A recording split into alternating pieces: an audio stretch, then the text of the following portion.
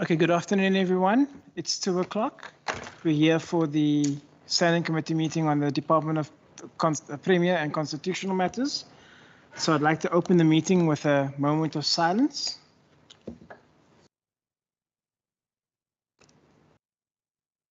And we think of our fallen colleague, Honorable Provincial Gillian. And we think of all those who we serve in this province.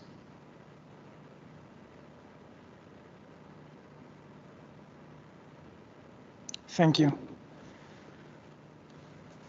Honourable members, members of the Home Affairs delegation, officials, and my procedural officer, I'd like to welcome you all to this meeting. I'd like to thank you for your attendance, even though it's a Friday afternoon. I'd like to start by, if the members could start by introducing themselves, first in the House and then online. I'll start. My name is Christopher Fly. I'm the Standing Committee Chair of this committee.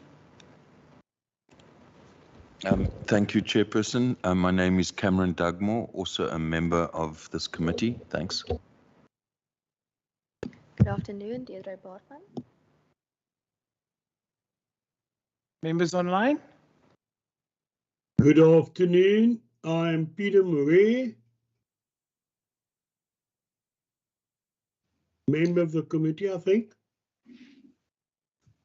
Good afternoon, colleagues. My name is Angel Kanyile. I'm a member of Parliament in the National Assembly. Thank you.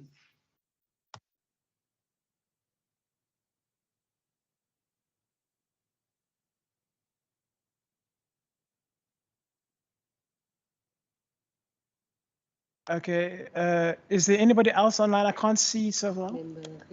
Member Gerrit Pretorius? I have indicated. Can you hear me? Yes, we can. Thank you. Should I repeat, Chair? Yes, for the record, please.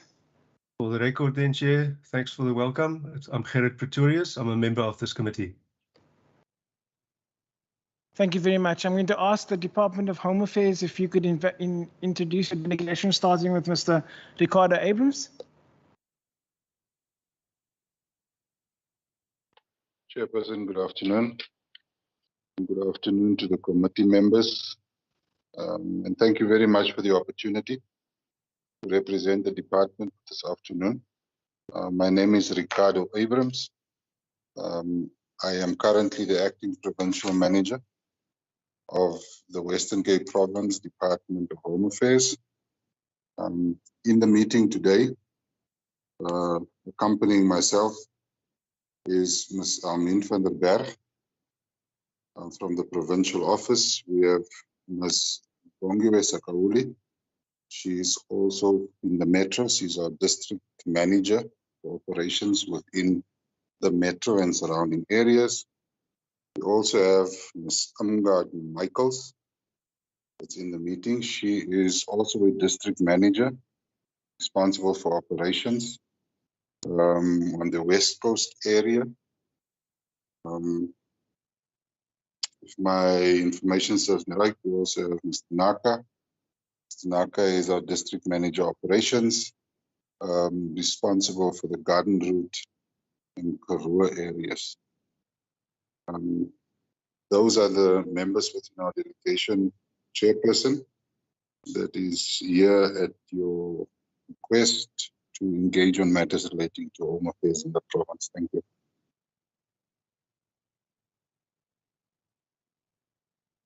Finally, thank you very much. Finally, sir, if you might introduce yourself. Afternoon, Chairperson. Andre Leroux, Senior Legal Advisor, Western Cape Provincial Parliament. And I understand that the Secretary of Parliament is online. If you could just introduce yourself for the record, please, sir. Thank you, Chairperson. Good afternoon, Chairperson, honourable members of the committee, and then also the colleagues from Home Affairs. My name is Romeo Adams, and I'm the Secretary to the Western Cape Provincial Parliament. Thank you. Thank you very much. Just some housekeeping rules. As always, all members to be muted at the beginning of the meeting to avoid background noise. Members to flag, if you want to flag a point of order, if you could do it in the chat function of MS Teams. All videos and audio must be switched off to improve the quality of the connection. If an official is speaking, you may put on your mic and video. And lastly, participants must switch off their mics once they have finished speaking. We're now going to ask the Department of Home Affairs. Honourable Dugmore. Thank you very much, Chair. Just in terms of our agenda today, after we have finished with the reports, I would request that we discuss the other proposed amendments to the provincial constitution, which we've never dealt with, which is the proposal that the environmental commissioner should be discretionary. And there are a whole number of other issues related to the amendment of the constitution. I'm very worried that there appears to be no movement on that at all, and especially if we get onto the item of the size of the legislature, which will involve an amendment, I think that it makes sense to me that we deal with all these issues at the same time, but I would like to have that at the end of the agenda, just to get an update as to where we are. Member Bartman. Thank you, Chair. Chair, I'm just a bit concerned because the Home Affairs slides are about 30 slides. And that doesn't deal with the fact that we still need to deal with questions and answers before we get to the second briefing from the legal team. So I would like to ask, can we leave it to you and the procedural officer to find a date and a time for us to deal with that separately so that we are able to get through 2 presentations with questions and answers today within a 3-hour period? Chair, that would have been exactly my proposal, that we ask and the committee agrees to request you to set a date for that specific discussion. That would have been my proposal. So it's not like I'm asking for a big discussion, just I wanted to formally propose that we must deal with it and set a date for that. Thanks. That's amenable to me. If there are any other remarks by the rest of the committee online? In that case, no, what I will do then is I will set a date with the procedural officer, and we will discuss that matter in greater detail. Thank you very much. So the Department of Home Affairs, Mr. Ricardo Adams, the floor is yours. Thank you, sir.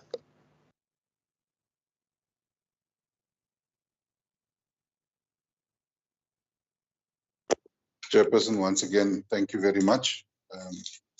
Taking full cognizance of the time constraints, we are giving the committee all the information needed, but also be businesslike in doing so.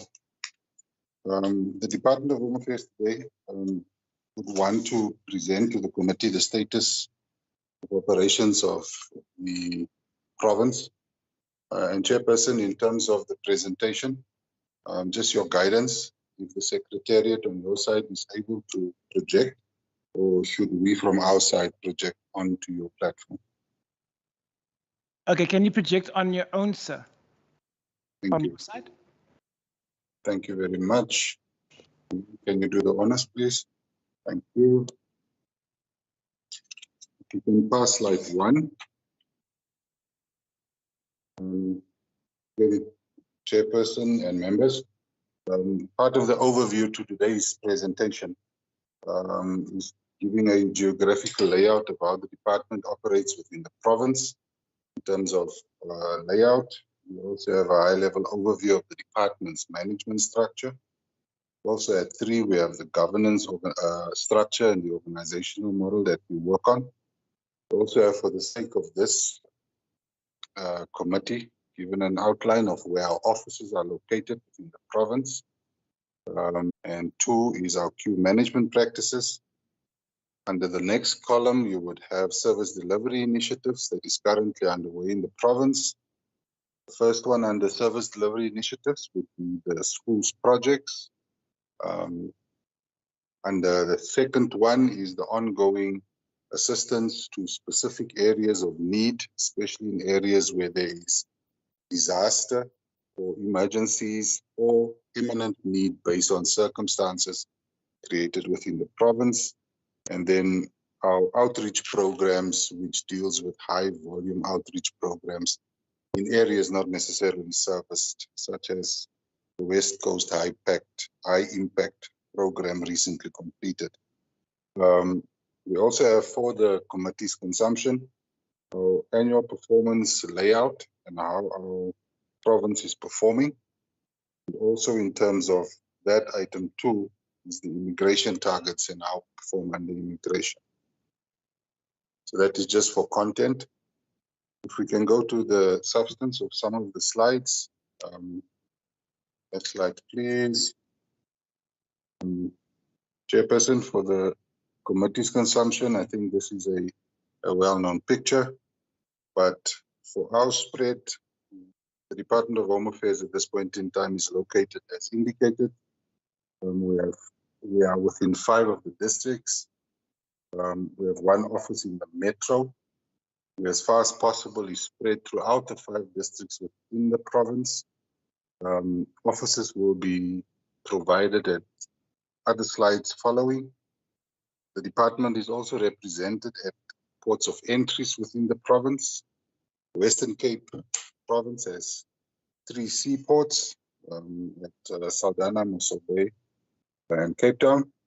We also have 1 international airport, as far as Cape Town International Airport is concerned. And then we also have 1 refugee reception center within the province. Next slide, please. In terms of the high-level summary in relation to our footprint, this is just a narrative information with regard to that. We have 28 offices in the different districts and 1 in the metro. 14 of our local hospitals within the province also provides Home Affairs service as a front-end service to newborn babies and services relating to applications, be it death or birth, at a hospital level that is not directly linked to a serving office. We also have several banks in the province that at this point in time operates on a modernized platform for purposes of applying for departmental documents in the form of smart ID cards and passports, essentially. These are spread as provided in the Cape Town metro area, the Winelands area, Karoo, and also, my apologies, I am looking at the mobile units. If we can go to the one just below the bank's chairperson, the 13 mobile units that we have currently within the province is spread over the 5 districts as reflected. Metro has 4, Winelands has 2, Central Karoo has 2, the Garden Route has 2, and the Overberg and the West Coast area each has 1. These are mobile units that is used to reach areas within the province that is not serviced by a permanent office. Our provincial office is located or co-located in Barrack Street with the main office within the metro, and that is close to Parliament. So that's where the provincial office is located. The department also has a archiving facility that is currently within the Bellville office in Cape Town. On the level of comments, as far as the department's summary and footprint is, as indicated, 25 of our offices are modernized, and those modernized offices are geared with biometric processing for applications related to passports and ID documents. Those are just 2 of our mainstream services. There's a host of other services within the basket of Home Affairs services that is also being provided at these offices, which includes birth registration, amendments, certain applications relating to permanent residence, naturalization, and other matters that we refer to as legacy processes that is not linked to modernized services. We have an office in Citrusdal that we at this point in time also try to get modernized. The process of having it modernized, unfortunately, is linked to various infrastructure requirements that the province is still busy with in terms of finalization. We also have 2 offices that at this point in time, not a struggle, but need certain logistical adjustments in order for us to have the modernized label attached to it Those are Swellendam and Lanesburg offices. We also have an outstanding bank, Absa Bank, that is due to be initiated or launched, and hopefully we'll be launching it within the first quarter of the new financial year. All of our front offices currently does have generators, Chairperson. However, with the current environment of load shedding, there has been excessive strain on the generators, and in certain areas we are busy with either replacement or constant servicing of generators where we have services running in the province. Thank you. My apologies, Chairperson and members. My face is not available at this point in time.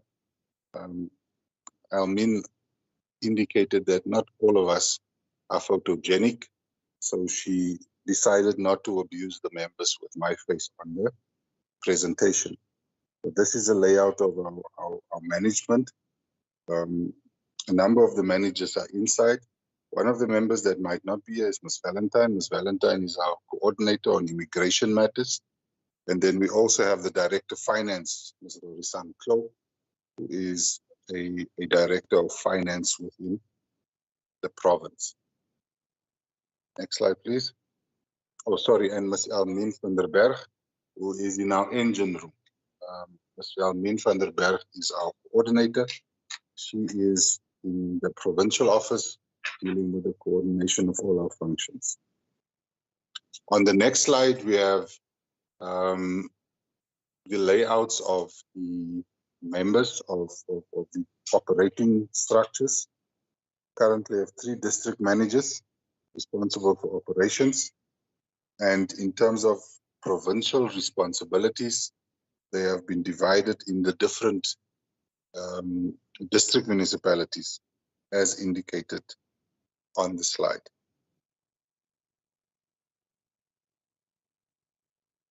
Next page, Chairperson, is just in terms of contact details. I will not go through it line by line, but it is available to all members in case there is direct information to be relayed to the management component of the province that is important relating to service delivery of the department.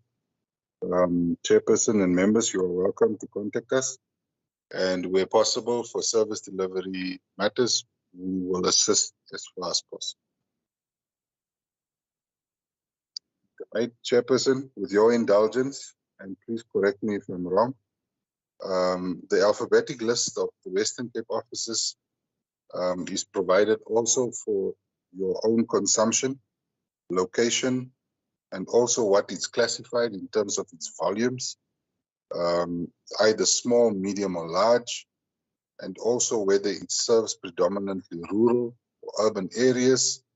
And then the furthest right column gives the committee the benefit of identifying its physical location within the different constituencies of the districts where they are located. And as I indicated earlier, Chairperson, we are spread over the different districts in relation to offices, but we also have mobile units that goes throughout the provinces. And in the districts where there is either limited permanent footprint, mobile offices makes up for the space and location between offices and the different communities within the Western Cape province. Then continue to slide 10. This part, Chairperson, deals with issues relating to how we want to transform certain of our services within the province as far as our contact with clients. The department has launched a process of certain parts of the province, especially based on population density. We are currently in the process of finalizing an office in the Epping area, where we are going to deal with bookings only. This provides for, and this is just the overview before we go to the narrative information. The intent is to have an office where a public member can literally drive to a facility, park a vehicle in close proximity of an office, walk in at a time as set on the appointment, have it delivered, and then within the shortest possible time, get back into his or her vehicle and drive off. One can probably imagine this as close as possible to a drive-through system for Home Affairs services. There would probably never be a fully fledged drive-through system for Home Affairs services, but this is at this point in time in development, the closest that we are attempting to get the service to the public. And Epping will be our first attempt within the Western Cape to have such an office. As indicated, the booking service would be 100%. There will be no walk-ins, so that means it is only services provided to members that has made appointments. The office will be cashless, so all transactions will process. We are in the process of our final testing. On the 10th of March, we will be doing an end-to-end testing, including all the allocated staff and systems to the office in the Epping office in order to finalize our opening or launch sometime in March so that we can have the office and run the necessary evaluations on the service, both from a technical point of view and also from a procedural point of view. This is not something that has been done before, but the testing is aimed, as I said, to bring Home Affairs as close as possible to a drive two-way office, short period of time, get out, get serviced, get back into your vehicle, and then return to normal business for yourself. And we hope that we can do it as intended, as easily as possible. Next page. This is just in terms of our operating hours, Chairperson. Operating hours under normal circumstances is from 7:30 in the morning until 4, with frontline open hours from 8 to 15:30 in the afternoon. We do have occasional overtimes that we deal with. That is when there is high volumes of clients, and we also have the need to increase volumes in terms of specific products. And that may even include services at hospitals over weekends. Why hospitals? If I may, Chairperson and members, it is critical for us to register birth. And we have found that specifically over weekends, we tend to miss certain births when members of the public do go into health facilities, deliver babies, and then by the time we open on Monday, mothers and babies might have been discharged. And that becomes a problem at later stage registration of such babies. On the last point, note, staff meetings on the last Wednesday of each month is usually when we do physical debriefing of staff. And at this point in time, that meetings is more or less increased because we do sit with a very stressed environment within our communities. We've taken analysis recently that with all the environmental disruptions that does prevail within South Africa, especially on issues relating to load shedding, there is a high level of agitation between public and government services. And I think Home Affairs, being a department that does not have the benefit of only serving certain members of public, but all members of public at various levels, we do experience a high level of agitation when it comes to public members at this point in time.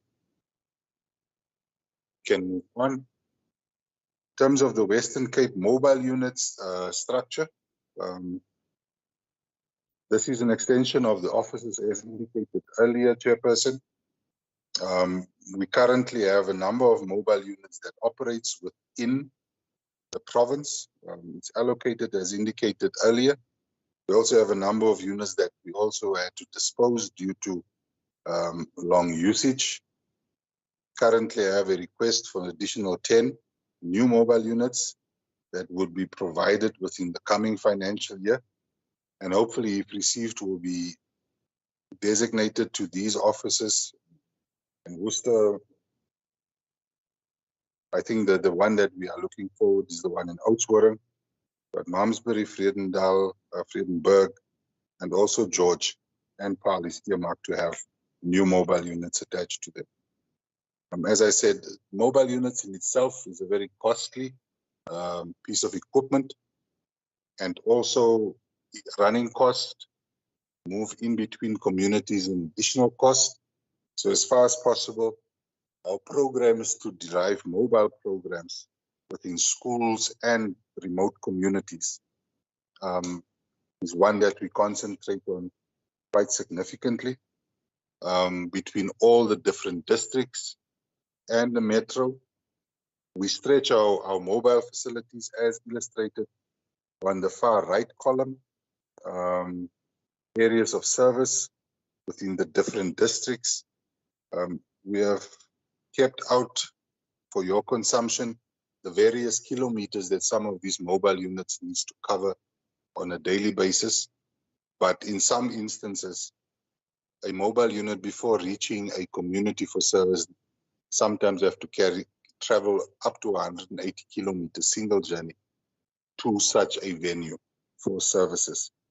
And Chairperson, with your indulgence and that of the committee, the location of mobile units as presented to you in front of you is there for your engagement, and also where districts is highlighted to assist where needed the department to identify critical service areas that falls within constituencies of the committee to have mobile units operate as effectively as possible.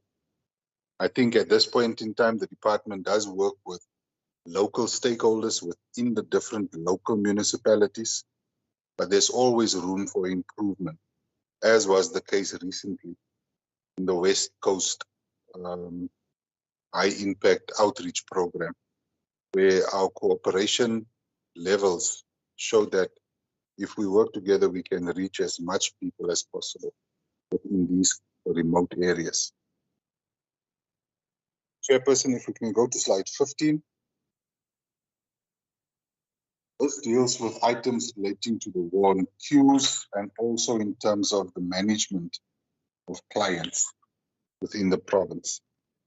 I've already highlighted the issue with regard to what we refer to as BAPs, which basically just means the booking of appointments for clients. At this point in time, we are piloting at 25 modernized offices, the BAP system. It's a hybrid model, I must indicate, in most of the offices, where it goes both appointment-based clients plus members that don't make appointments at the same facility. This in itself does present challenges because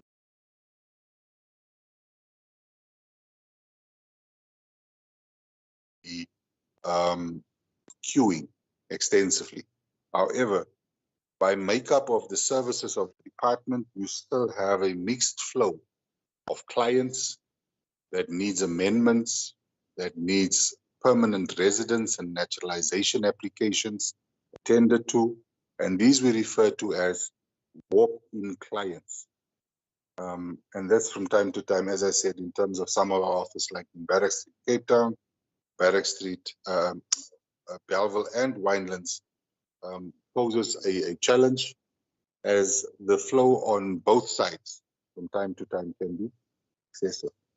That's why the office in Epping as a pilot is for us important so that we can eliminate the mixed flow of clients and reduce the issue of walk-ins and the hybrid model of service delivery within at least one office in the metro. The the system is geared only towards modernized services. So the BAP system unfortunately does not allow for appointments relating to permanent residence, naturalization, anything relating to visas, anything relating to birth registration, anything relating to amendments related of surnames, but dates of births or names. So any of the legacy systems cannot be facilitated on the appointment system or the BAP system. It only deals with modernized systems as far as ID smart cards are concerned and passport applications. Our aim at our high volume offices is to assist clients in this environment on a booking basis that would allow you to enter at a point in time of your booking time and then leave soon after without having long periods of time spent in our offices. As indicated, the impact of load shedding is one of the areas that we do have challenges. Load shedding is not a friend to service, the service environment. Load shedding is not clients.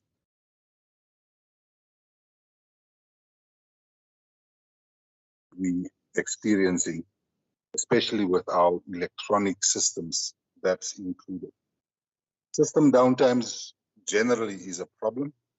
And I think with the infrastructure that's currently available that generates a lot of traffic, even BAPS is not kept from such an environment as far as slowness and efficiency is concerned. Next slide, please.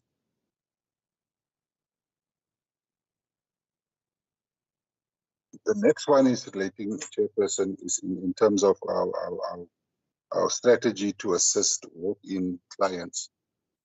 We've recently started a process to identify what process can we identify to offload clients of sidewalks.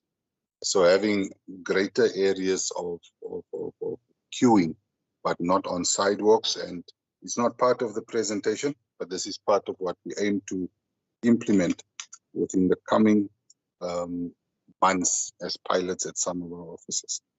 As far as queues are concerned, our queues are consisting of, as I said, smart card and passport applicants, the collection of smart cards and passports.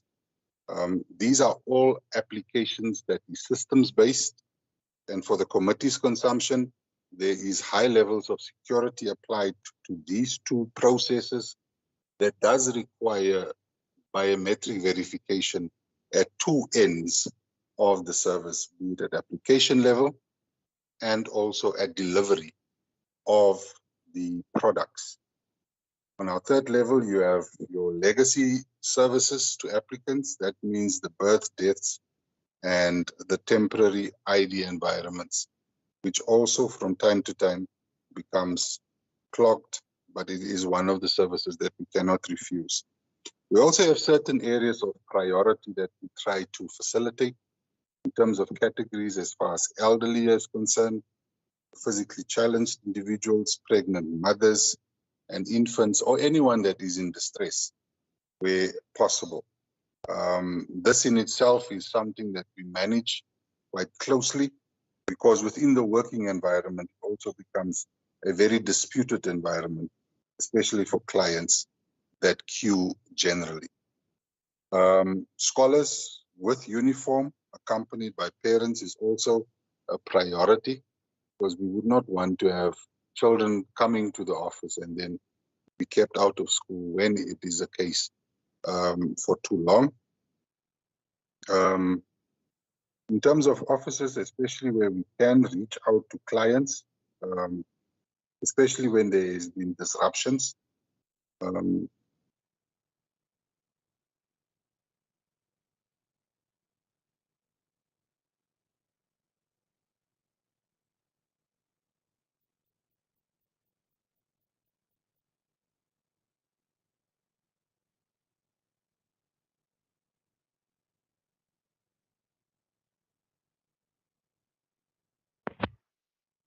The Chairperson.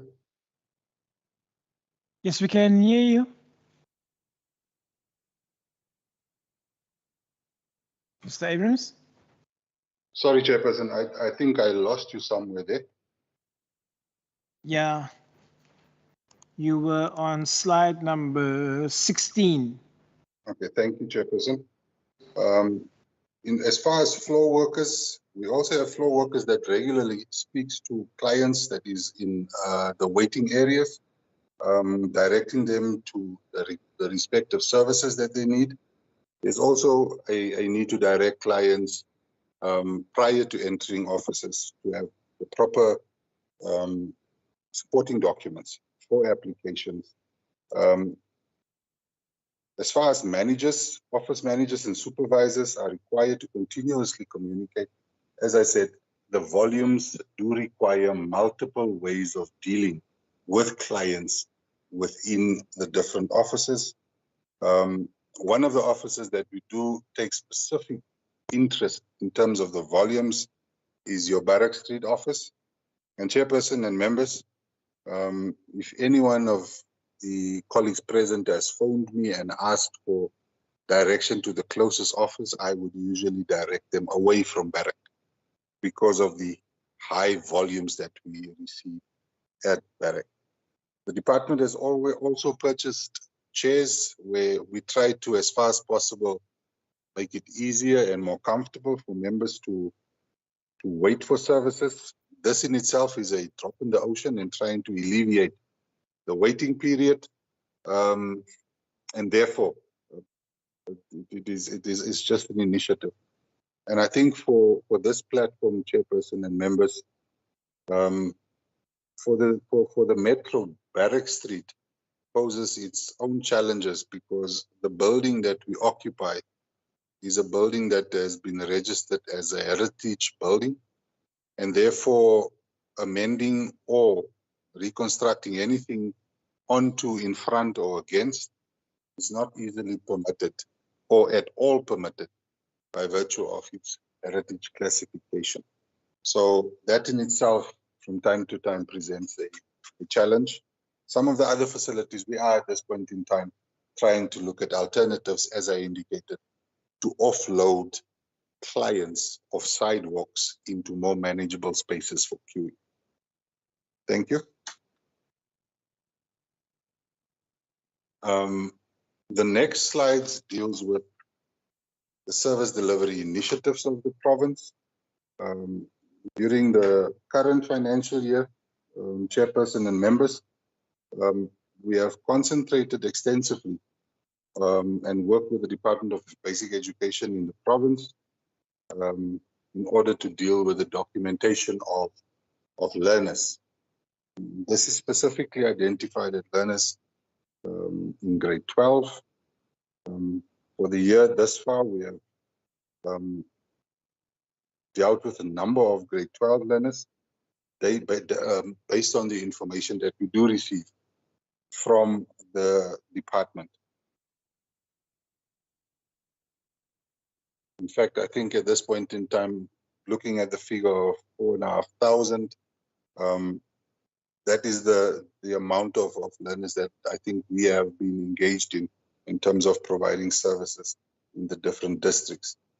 I think that the list was circulated, and it's a working method that we have, that once it is provided to us, it's distributed to all our offices within the districts.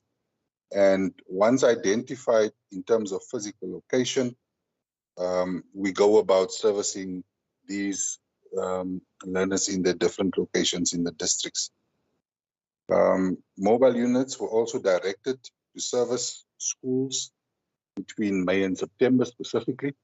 By direction of education, this is usually the period that does not put learners at risk of losing too much schoolwork or school time, for us to assist in terms of document them positively for the periods of writing exams come the end of year for both grades lower and also for senior certificate candidates. We've also had meetings with the department specifically in September last year, we did have meetings with the Department of Education. Commitments were also made to assist the department with access to schools, facilities, and to mobilize learners and parents for purposes of issuing documents to learners.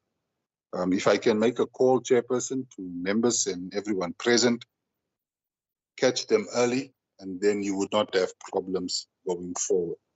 It's one of the mottos that at this point in time, if we can, from grade 10 upwards, deal with all learners in a structured way, in a captive audience environment, where learners are and their parents are available, it reduces the risk of losing school time and also the security and safety needed by not having children going to offices within cities and CBDs for the service. Marketing and communication required for smart ID applications was also a commitment. And as I said, the participation and collaboration with district managers and office managers in different parts of the province to promote the responsibility and importance of having ID documents. The department on our side was to prioritize learners if they do come to our offices, at front offices.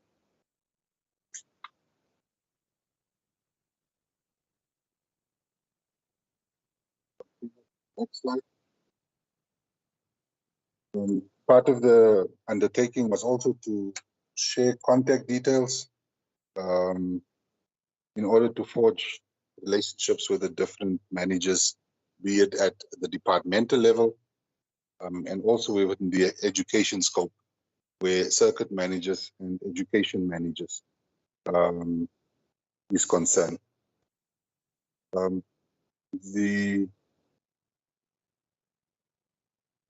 next slide indicates only what I've also stressed earlier, where there is indication that disruption at schools should be limited as far as possible. And I think we have done good in that undertaking not to disrupt schools as far as possible where learning is concerned, Chairperson. As indicated, since April 20 last year, the department has finalized close to 5,000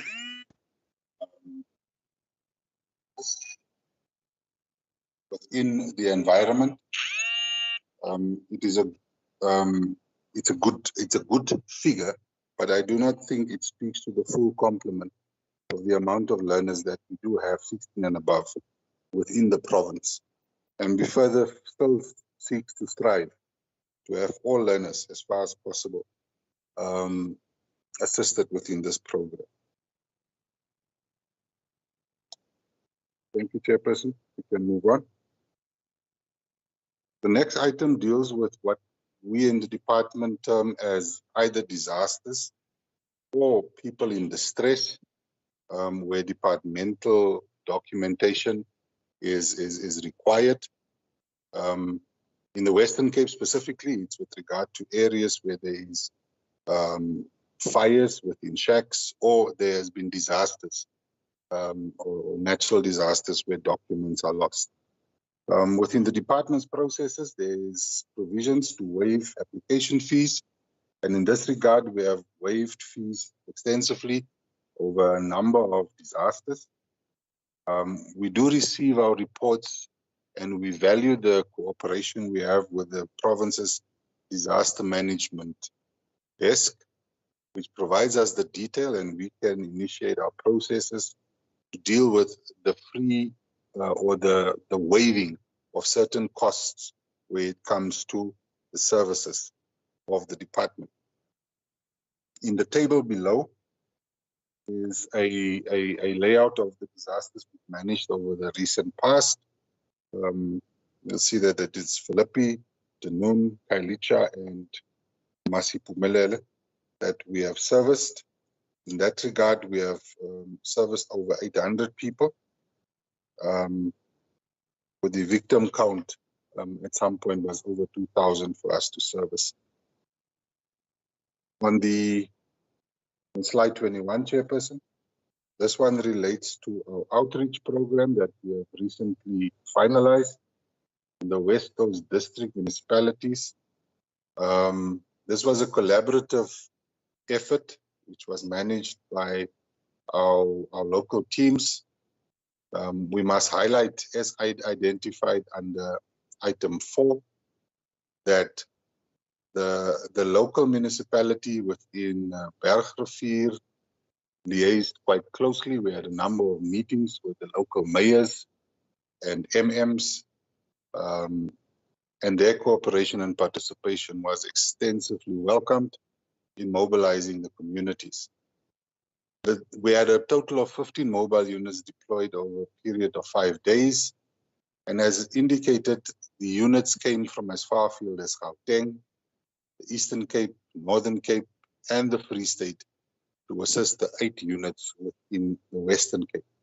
So the department wrote in both the units and their human resources to assist the different areas within the West Coast area. 27 venues were attended within the different municipalities. And the total access points was a total of 41 access points within the West Coast District area for the duration of the week.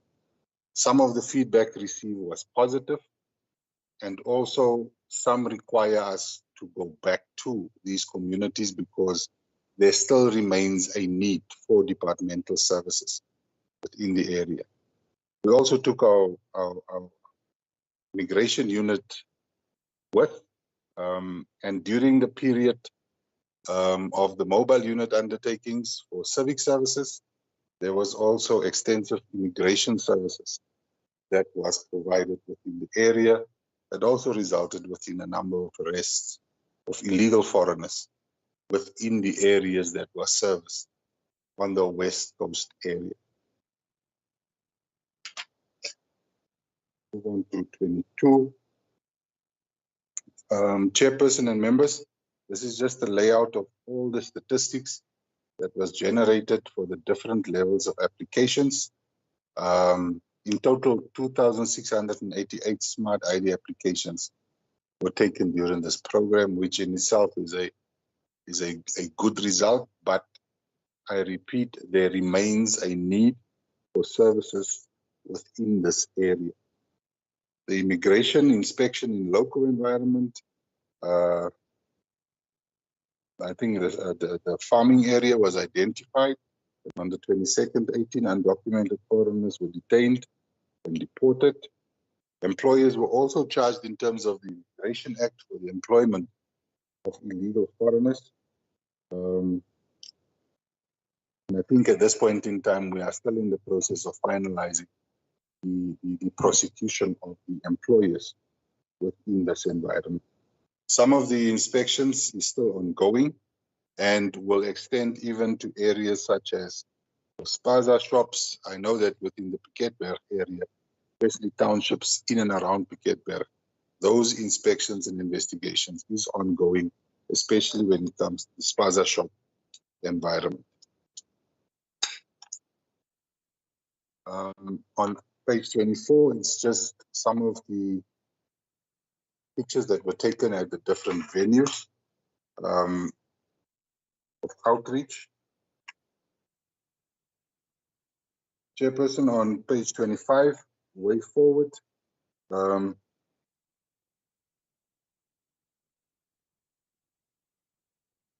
We are looking at what is the predictable areas of services within the major towns and centers within the West Coast districts. Explore the possibility of standing DHA footprint in the Bergrivier local municipal area. We are looking forward to see where it is most practical to place some of our services. We also want to, in this coming financial year, increase our mobile unit footprint, and hopefully we'll have a minimum of 3 additional mobile units attached to the West Coast area for services. On item 2 on the slide on the way forward, I think it would be in, especially if you look at the Piketberg and other areas in the Bergrivier local municipal area, a good found to have a more permanent footprint within this service area of the West Coast.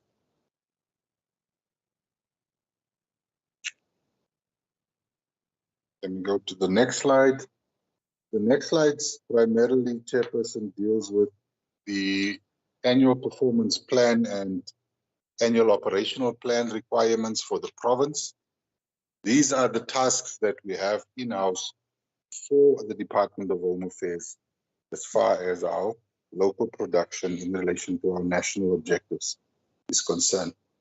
As far as the province are concerned, in Q1, out of the 10 items that we have to deliver as a province, we have consistently delivered between 8 and 9 of our targets.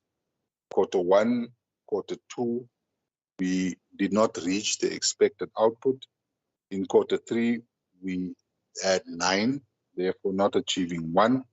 And at this point in time, we are all hands on deck, try and achieve our annual targets for all the APP targets that we have as a province. And as I said, in terms of our our birth registration, we are about 1,000 short of achieving our national objective or our provincial objective.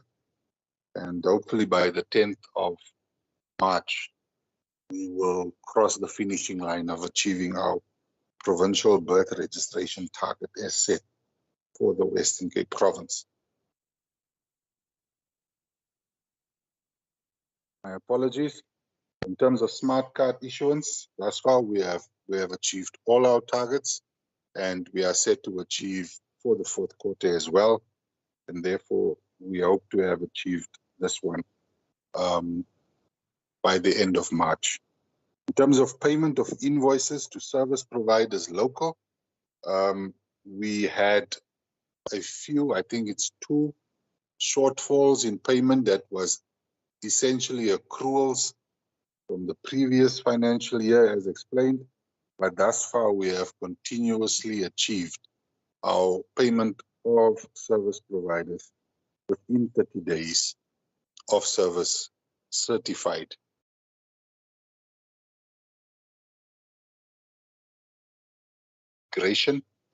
We refer to it as the net 33 targets, where the province must be see driven operations within the immigration sphere. For Q1, 2, and 3, thus far we've achieved all the given targets, and we are consistently improving in dealing with our immigration footprint activities within the province. As far as operational targets are concerned, Chairperson, the only one we are battling at this point in time is the one in terms of death registration within 72 hours. Now, there is a technical level in terms of interpretation of this one, where we are at risk of not having death registered, not because we are unable to, but we are dependent on a client coming to the department with a request to register death. And on registration of death, a death certificate is usually issued on the same day. So the period between the registration of death by a medical practitioner to the point of issuing a death certificate, we still have that gap to breach between ourselves, funeral undertakers, and also medical practitioners and the South African Police Service as far as the registration of death is concerned. So the risk factor in this environment has multiple service providers and also partners that needs to be considered. Of illegal foreigners within 20 days, and also in terms of the investigation of fraudulent marriages, we have thus far done exceptionally well in the province. Chairperson, on page 28 just gives members and yourself an indication in terms of the total amount of cases conducted within the province. Immigration cases within the province remains one of the technical aspects, which is the legal boundaries that we have in terms of the execution of immigration law, but we are at best a very effective unit in dealing with the execution of our functions. In terms of our ops plan, the business sectors, as identified between farming, our national roadblocks that deals with general public policing, manufacturing and wholesaler environment, logistics and transport, construction, hospitality, and mining industry environments has been identified as the major drivers that we want to identify. General dealers and supermarkets, which also includes tuck shops. We've also elevated some of our investigations for those environments. And then scrap metal dealers and car dealerships is also something that we've brought to the fore for the scope of work to be done in the province. Again, on item 20, on page 29, this deals with the volumes that we've dealt with in terms of how many contraventions or employers were charged in the province for contravening the Immigration Act. And that is primarily with regard to the employment or aiding and abetting of illegal foreigners within our communities. On the detection, we have detected within the province thus far close to 1,500 illegal foreigners, which was dispensed and disposed of different processes as provided by the Immigration Act, be it orders to depart the Republic or detention and summarily being deported from the Republic. In the last one, if you look at the amount of 462, those are individuals that has been summarily detained for purposes of deportation, including the 60 above. These are the people that we detain and keep in detention until such time that they are deported.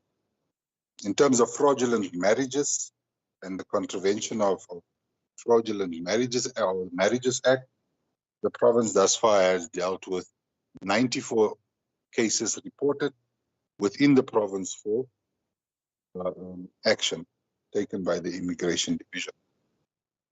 Chairperson, in a nutshell, and hopefully I was as businesslike as possible, trying to give yourself and members of the committee a very small glimpse of what, as Home Affairs officials, we deal with daily. Me and the management of the province remains committed to giving all the baskets of services at all our facilities within the province. We are not without challenge. We remain committed and would want to be ingenuitive and create better venues of service for the public of the Western Cape Province, as expressed with our BAP system, EPPing offices, and also trying to offload queuing public from our sidewalks, and also the school programs. These are all initiatives that currently is within the province, actively pursued by all members of management and serving staff of the Department of Home Affairs to the Western Cape population. Chairperson, without further ado, to yourself and the committee, I submit our report. Thank you. Thank you so much, Mr. Abrams, for that detailed report. It's really appreciated. Before I open for questions, there are 3 members of the House that have joined us, members Lecker, Said, and the Deputy Speaker. If I may ask you just to introduce yourselves for the record, please. Starting with the Honourable Said.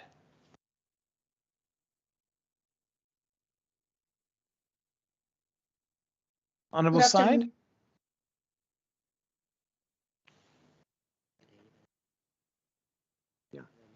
Honourable Lecker. Good afternoon, Chair. Good afternoon, everybody. My name is Pet Lecker. Thank you. And the Deputy Speaker. Good afternoon, everybody. Good afternoon, Chair. It's Beverly Schaefer. I'm here as the Chair of Chairs. Thank you. Thank you, Deputy Speaker. I'm now going to open the floor for questions, members. If I may ask that we take 3 questions per member per round. If that would be amenable to the members, please, so that we can ask, or everybody gets a chance to.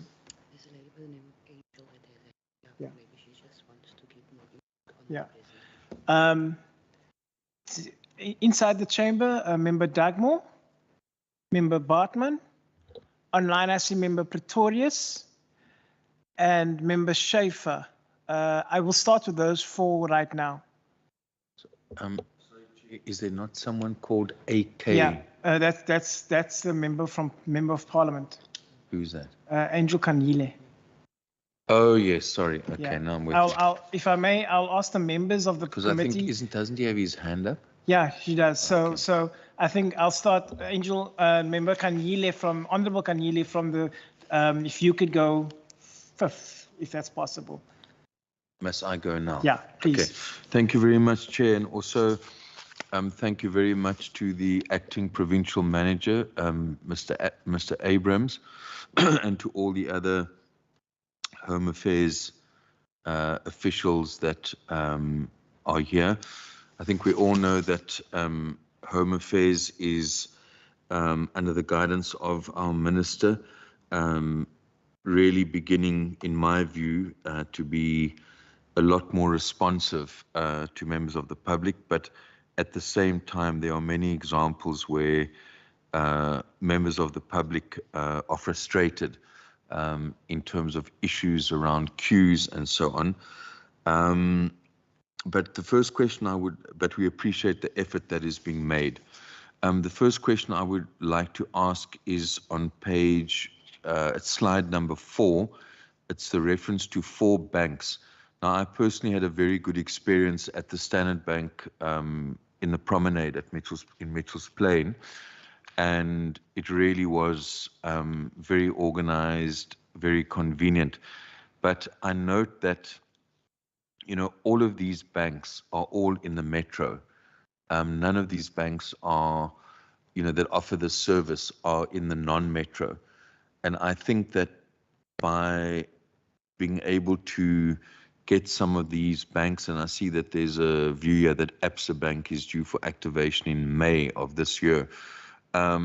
Is there any reason why the banks have not opened, or together with Home Affairs, this facility in areas outside the metro? Where is Absa intending to, with Home Affairs, activate? And yeah, is there a possibility that this service could actually be provided in the non-metro? Then, so that's about the issue of the banks. And then I've also got another question in regard to slide 13, which refers to the mobile units. I just want clarity. If you look there at 7, you know, you've got this thing, no driver, acting capacity operational. Does that mean that the mobile unit is still working? But then saying 8 in Central Karoo, it says no driver, acting capacity, but it doesn't say operational. So does that mean the mobile units are not operational in the Central Karoo? And then now we hear that there's a newly appointed driver will assume duty on the 1st of April. So does that mean that there's no acting driver there, so that nothing can happen during March? That's Garden Route 9, and then Garden Route 10 is, you know, that seems to be operational because you've got a acting capacity, and then the others, 11, 12, 13, are operational. Now, can I just ask why don't we have drivers here? I mean, this seems to be, surely there are many people looking for work as drivers. When will these vacancies actually be filled? Because these mobile units, in my view, play a very critical role. And then So Chairperson, thank you. Those are the two questions I have. I think it was basically three. It was three questions. So I'm going to stop there. Thank you. Thank you so much, Member Dugmo. Member Bartman. Thank you so much, Chair. Member Dugmo has covered my first question regarding the activating driver in Laingsburg. As a Laingsburg constituency, I am aware of the mobile unit, but I am concerned also that even if there was an activating driver, what the budget is for these mobile units. In the Karoo region specifically, we have very large rural areas where you need to go to farming areas, you need to drive to Maatjiesfontein, you need to drive to Bartmansfontein, you need to go to Vleyland, and some of those roads are really difficult. They're very far. Sometimes it takes hours to get to a particular farming area, especially in order to make sure that those who have given birth, that their children are registered in terms of birth certificates, and to also make sure that children have IDs. For example, in the Maatjiesfontein area, a lot of the matriculants only come home late in the afternoon because they go to school in Touws River so that they can get mathematics in comparison to the Laingsburg students who stay in the town area. So I would like to know more about the budget for the mobile units. My second question relates to the generators that were mentioned at the front offices and the impact of load shedding on the Home Affairs offices. I have received verbal reports that the Stellenbosch office closes at 2 o'clock when there is load shedding, but also doesn't open afterwards. So I just want to find out, does the Stellenbosch office have a generator? Are they going to open up once load shedding ends? What are they doing in order to make up for those extra hours that the office is closed in that regard? Because I do know of persons who have been turned away at 2 o'clock at that particular office. Thank you. Thank you very much. Chief Member Pretorius. Thank you, Chair. Chair, thank you, Mr. Abrams, for the presentation. I'm not sure that my questions will fall within the realm of what Mr. Abrams told us. So if he's uncomfortable with one or two of the questions, I will understand if he's not in a position to respond to it. Firstly, I think it runs as a thread through Mr. Abrams' presentation, even in his concluding remarks. He observed or mentioned that they're looking for better officers. I assume that most of the offices are rented and doesn't belong to Public Works or are maintained by Public Works. He also referred to Barrack Street. The question, Mr. Abrams, is what has to happen for you to obtain or procure suitable office accommodation? I suppose that leads to the second question, and that is, do you, as far as your budget and your staff is concerned, do you have sufficient resources? Would more resources enable you to improve your service?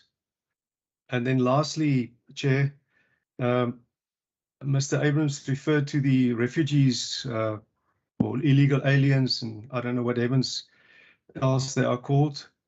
Mr. Abrams, if you wouldn't mind, just take us through where does your responsibility start as far as these people are concerned. I don't know what else to call them, sorry. And where does it actually end? Once you have processed these people, sorry for calling them that, once you've processed them, what happens then?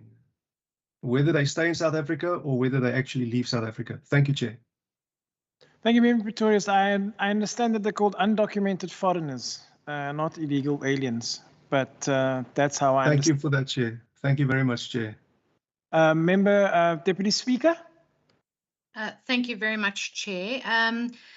Good afternoon, everybody. Mr. Abrams, yes, in December of 2014, you had 56,543 backlog of visa requirements and of applications for Home Affairs documents. Today, there's an article around 40,365. I can't understand, with all due respect, that you would have fulfilled those targets, even in the Western Cape, with those tremendous backlogs of permanent and temporary residence visas. The passport renewals that and I'll tell you why I know I work in this space because I work with international relations.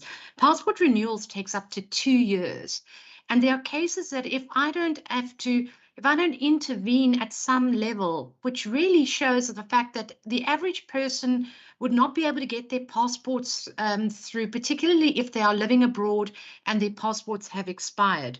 My question to you is around remote visas. What is the plan, or is there a plan to be introducing remote visa work? I know you've touched a lot on birth certificates and IDs, but you haven't talked on the economy, on tourism, on the vital documents that people need either to work, to create business, in order to grow the economy, which we so essentially need. And the third question is on cruise liners.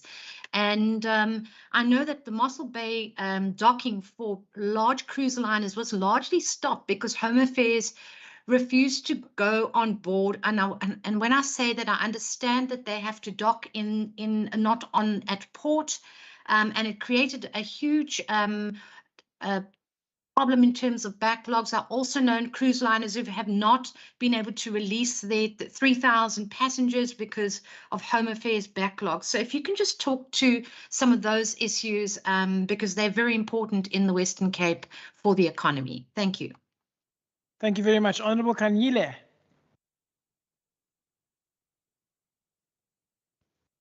Thank you very much, Chairperson. And we appreciate the presentation from the acting PM. I think I'm struggling here to show my video. Oh, looks like I'm coming all right. Thank you very much. I do have a few questions, however, that I would like to pose to Mr. Abrams. In the presentation, you have indicated that you have modernized about 89% of your offices. What I would like to know is what is the department's plan going forward to ensure that the permanent resident holders that are still going to apply for the green ID books, they're still getting the necessary assistance? I am asking this question because we've been getting lots and lots of complaints from members of the community who advise that a majority of Home Affairs offices that have been modernized, they're no longer offering the green ID books. And as a result, they are now expected to drive longer kilometers to be able to apply for the green ID books, also considering that at the moment, they're not getting the smart ID cards. And secondly, I'm really not, I need clarity on this one with regards to your Epping office, where you have indicated that going forward, or at the moment, you are now only taking 100% bookings and 100% cashless. It's a cashless office. The question that I have is that how do you cater for members of the community who do not have access to cell phones, or who also do not have access to smart cell phones? Does this mean of the number of tablets that you have mentioned that they're available in your province, this office is also allocated a tablet?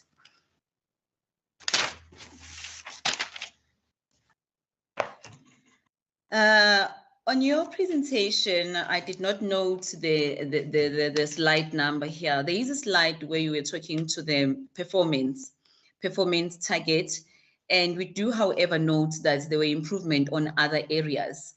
But my attention was drawn into the 70% of deaths that were unable to register within 72 hours. Can you please advise or enlighten us what is the cause of the department not being unable to register a death within 72 hours? And in the same presentation, in the same slide, one would have expected that you're going to give us more information on the adoptions that were registered, if there's any that we have received, because we've also been getting a huge number of complaints around the issue of unabridged birth certificates and unabridged marriage certificates. They take too long for them to be processed. One would have thought that the department is going to furnish these details to us, as well as surname and gender changes. Can you please just enlighten us on the status of the adoption registrations, UPCs, UMC, surname and gender changes? Thank you very much. Thank you very much, Honorable Kanyile. Mr. Abrams, if you could answer that now, please. Thank you, Chairperson. I fortunately have a group of members that can also assist as far as questions are concerned. And thank you for the insightful questions. It's appreciated. As far as banks is concerned, I think it is from Member Dutmore. And if I may, and members from Home Affairs can just assist where possible. Rollout to banks, Member Dutmore, is primarily linked to infrastructure. What infrastructure is available to us and where it is available to us. Also in terms of resources, the appointment of Home Affairs staff is something that also comes with the requirement to deal with the appointment of members working at the staff. And thank you very much for your observation of the Standard Bank branch. It is appreciated that you've received positive working environment. In terms of the rollout to non-metro environments, where banks are concerned, again, the same principle will apply. The identification of the infrastructure negotiations with the branch, and then outside of the IT environment, furniture and other resources, the human resource element in terms of the appointment is one of the areas that we develop a implementation program on, so that when we do go out to a banking service, we come to a bank with more or less a full basket in order not to disrupt the banking environment. But Chairperson, as directed by Member Dutmore, something to consider for the Western Cape in areas outside of the metro and in more rural banks in areas in the province. Anyone from DHA that wants to add on this one?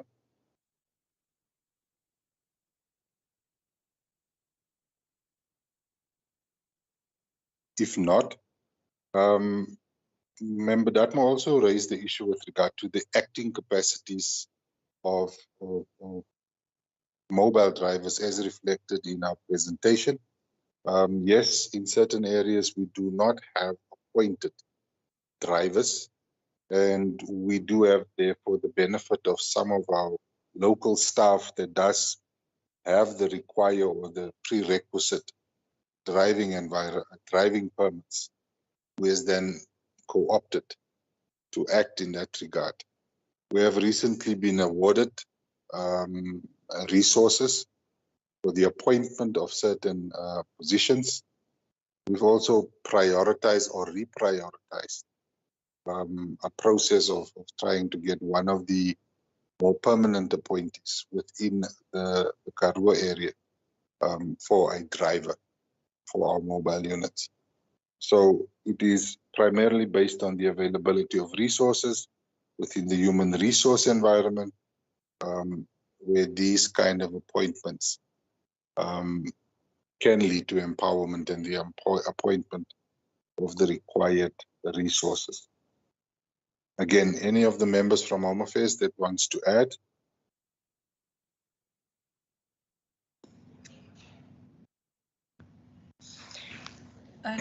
Good afternoon.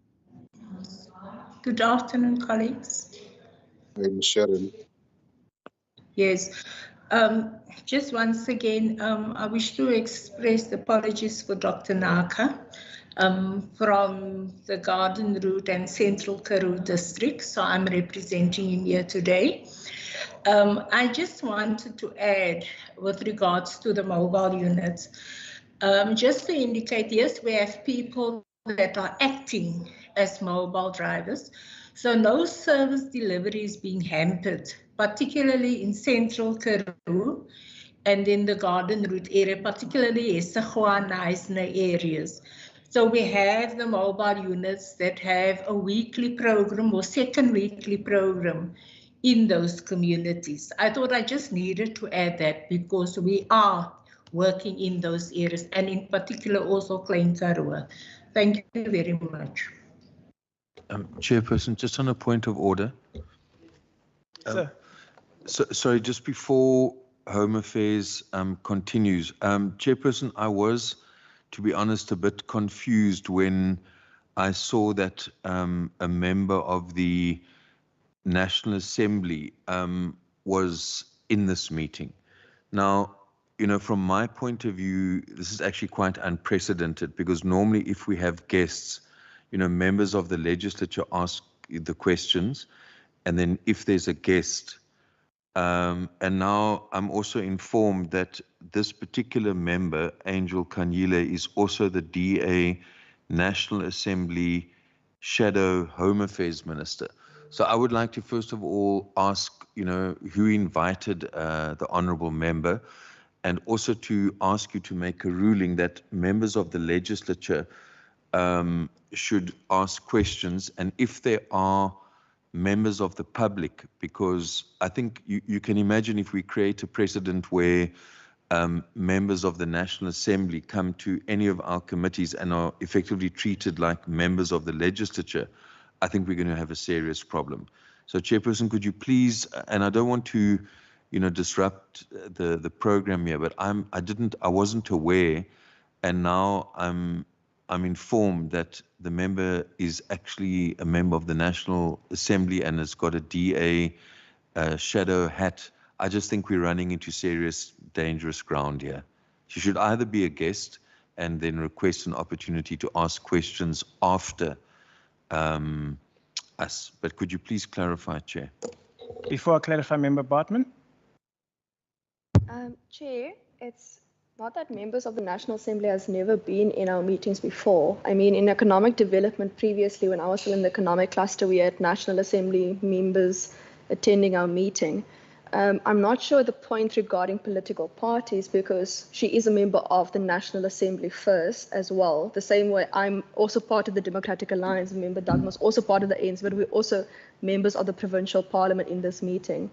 I think that in terms of her status in this meeting, I don't see any other guests in the gallery, and I think that will be up to you in your discretion in terms of the rules as chair of the meeting when guests of the public ask questions. But I think in general, as a principle, there shouldn't be a problem in terms of those attending our meetings being afforded the opportunity to ask questions if there's enough time in order to do so. I know sometimes these meetings can run long, but if there's time, it's often quite nice to know that the members of the public are attending our meetings and are interested in what the respective institutions are doing. Thanks. We also have a legal advisor of Parliament in the meeting with us should we need some extra advice on this particular matter, and our procedural officer. Thank you, Chair. Before I make a ruling, you want to make one comment? Chair, just before you make a ruling, I would imagine that Home Affairs, which in fact, as we all know, is a national department, you know, has meetings with the Portfolio Committee nationally. My point simply is that we are members of the legislature, and I don't think it's correct that members from another sphere are regarded as members of the legislature.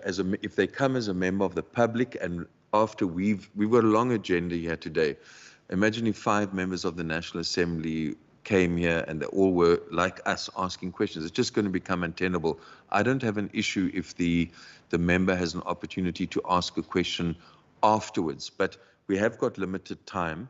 I mean, imagine if we were sitting here now discussing the amendments to the provincial constitution, which we're going to do next, and then someone was sitting in the meeting and just asked questions like us. It's just not going to be tenable, because this, for instance, the amendment to the provincial constitution is a matter for this legislature. But sure, all of our committees are open unless the chair or the committee closes them. So I'm not suggesting the committee is closed, but I really want to appeal to you to make a ruling that the honourable member is regarded as a guest and ask questions once we have exhausted our opportunity to ask questions. Thanks. Thank you very much, Member Dugmore.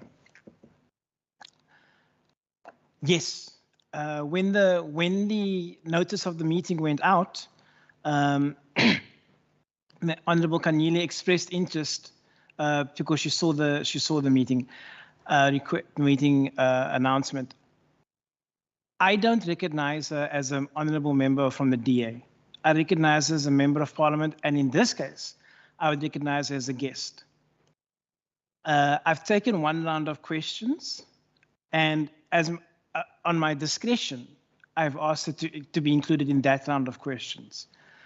If there's a second round of questions, then sure, I would have asked her to have it in the second round of questions. But at my discretion, I would say that I've asked her to state the questions now. Secondly, yes, she is a member of the National Assembly, but she's, in this case, I would say that she's a member of the public. And I've asked, and because there are no other members of the public online that I can see, is there anybody else? There is one member of the public here, but she's not involved in the meeting. The ruling is that I've accepted a question as a member of the public. Going forward, though, I will be mindful of the fact that if we have a considerable amount of members of the public who happen to be MPs, then the discretion will be that we use that, we cross that bridge when we get there. But thank you very much for your question. I think my ruling has been made, and I will ask that Mr. Abrams continue. Hold on, sorry, I see Honourable Lekker. Is it Honourable Lekker? Thank you, Chair. Let me first welcome the presentation from Home Affairs. I think, Chair, the case of Honourable Kanyile are supposed to ask questions after members have exhausted their own questions. Now, for you to give her an opportunity to participate whilst we are in the meeting, it is something that is against the rules of this House. And before you can use your own discretion once again in another set of questions, let's get a legal opinion in your own ruling, because your own ruling misses the point that there are rules that are governing the operations of this House.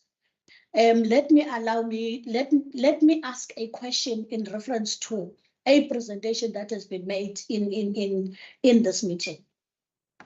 I would like to get an understanding, particularly when it comes to the late registration of birth, where in instances someone was born and raised in another province 50 decades ago. What is the process then that gets to be followed in order to ensure that the offsprings of that particular person are therefore registered? The second question, Chair, that I would like to ask, particularly around the presentation itself, is around the area of Cape Winelands. I just want to know, there has been an insurgence of or the growth that we experienced in the area of the Dorrans, where in the main there were foreign nationals that were said to have bought your documentation from parents, either who don't have the means or for whatever reasons, for those foreign nationals to register as South Africans. Can we get maybe a clarity? Was that the case, or it was just something that was being spread by people? Because I once read about it in one of the social media networks. So those were the two questions that I had checked. Thank you. Thank you very much, Honourable Lekker. In the interest of time, I'm going to ask the department officials to answer the questions, and we will deal with the legal opinion and the ruling that I made at the appropriate time. So, Mr. Abrams, if you could complete the questions, please.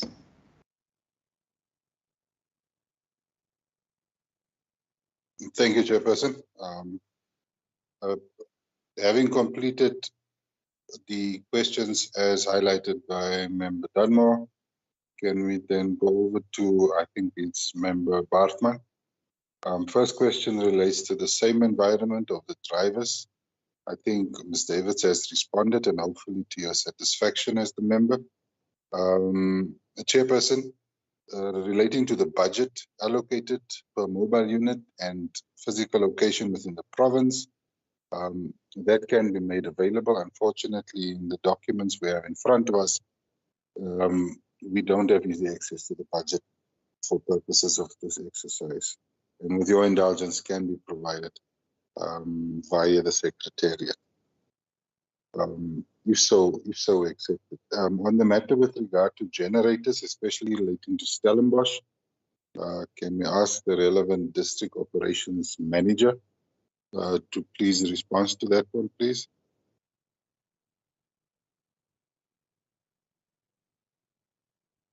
Thank you, Chairperson. If I may, it's God Michael speaking. I'm the district manager for Cape Winelands and West Coast. For Stellenbosch office specifically, yes, indeed, Member Bartman, this has been one of the offices where we have had problems with the functionality of the generator.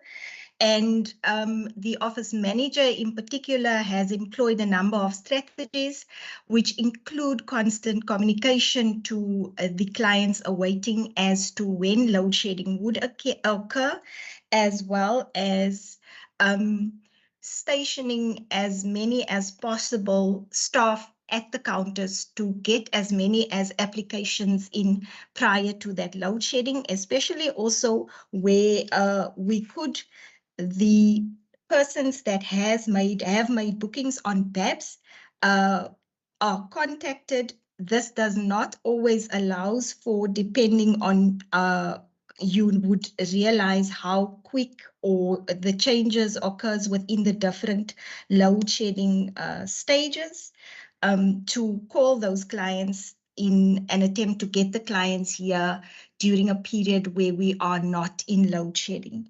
The positive news, however, is that within this week, the service provider has been to Stellenbosch office, and that the generator is now operational, allowing the office to be functional throughout the day. Thank you, Chairperson. Thank you, Ms. Michaels. The next set of questions came from, I think, is Member Pretorius.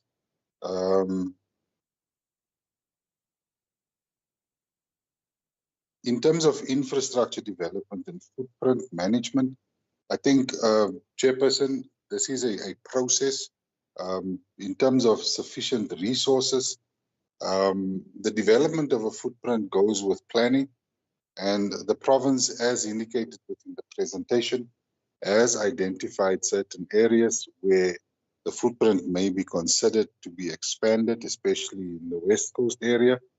But as indicated, both with the mobile units and the footprint expansion, resources remains critical and not always available in line with what the needs is at a specific point in time. Our current pool of offices is a mixture. It's a mixture of both private-owned and state-owned facilities. And Chairperson and members, the knowledge and experience one has with infrastructure, there's a mixture of inherent problems you have in terms of infrastructure maintenance and management, be it both at a private-owned or state-owned. And I think the resources currently allocated to the Western Cape Department of Home Affairs provides for us to maintain what we have, and within scope of finances, increase the footprint both at a mobile unit level, as indicated within the coming financial year. We will have hopefully additional 10 mobile units allocated to the province, and also looking at our partnership with local stakeholders within district and local municipalities for possible footprint expansion in facilities. that may either be private owned, but ideally, if government owned with the cooperation of stakeholders and partners within local and district level, occupy space closer to the constituencies for where the services are needed. So it's probably a combination of both, if I can direct my response to Member Pretorius in the most appropriate way. Responsibility of the department as far as foreigners are concerned within the province. Department of Home Affairs has 2 arms currently operating, or 3 arms. One is the refugees environment. The other is the inspectorate environment, which essentially is the policing unit as far as foreigner management is concerned, and also the ports of entry that services the province. In terms of the management of residency of foreign nationals within the province, Chairperson, Member Pretorius, I think societal norms in terms of management of foreigners goes as far as all role players responsible for different spheres of management in terms of the management of foreign nationals within our communities. The department, in terms of the documenting of foreign nationals, remains a mandate that is being executed at different levels and platforms, be it at a visa facilitation process or in cases of asylum seekers at a refugee level. Therefore, the responsibility of the department at that level is executed in the Western Cape and continuously is being performed. Our policing environment, as indicated under the inspectorate rollout, in the presentation, we have identified a number of areas where we believe we should be actively monitoring the activities of foreign nationals. And as highlighted on slide 29, the successes we had within the province, and also in the subsequent slide, the areas where we intensified, or the industries we've intensified our activities as the provincial inspectorate units in the province.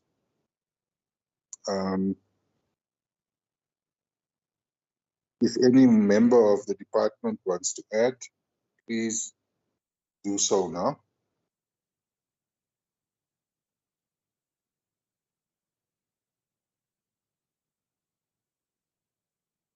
Mr. Abrams, it's Elmine speaking.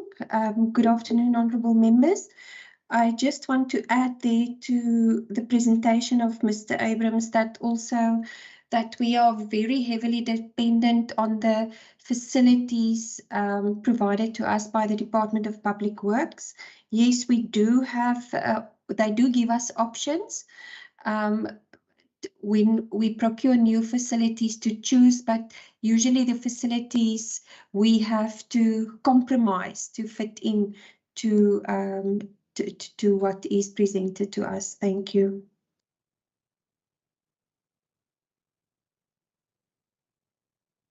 And Chairperson, with the question being posed by Member Pretorius,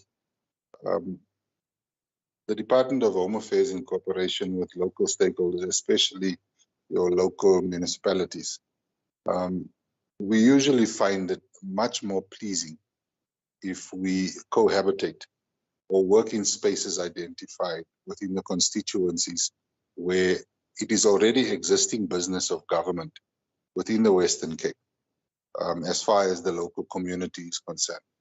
Home Affairs doesn't want to have facilities that does not speak to the current footprint of government services, or in short, build a footprint opposite or in a different direction of where current services is in the main being provided. And we are dependent also on local government as a stakeholder to do that kind of analysis. Thank you, Chair. If I can then go over to the Deputy Speaker's questions, and I hope I don't disappoint in the response, because the question primarily relates to what the Deputy Speaker highlighted as the economic impact in terms of the migration management environment within the province. And I again reiterate, I hope I don't disappoint. Within the presentation provided, visa backlog and visa processes has not been highlighted, primarily because the Department of Home Affairs in the Western Cape is not directly related to the service delivery model of visa facilitation. We do have a lot of queries and questions, and as far as possible, we try to facilitate engagement with the adjudication hubs and the application formats that has been within their business model. But unfortunately, the management currently in front of this committee has no direct line of sight with visa facilitation processes as far as the backlog and current status of the backlog is concerned. What is alarming is what was raised in terms of the duration of a waiting time of passports, and hopefully it's not South African passports.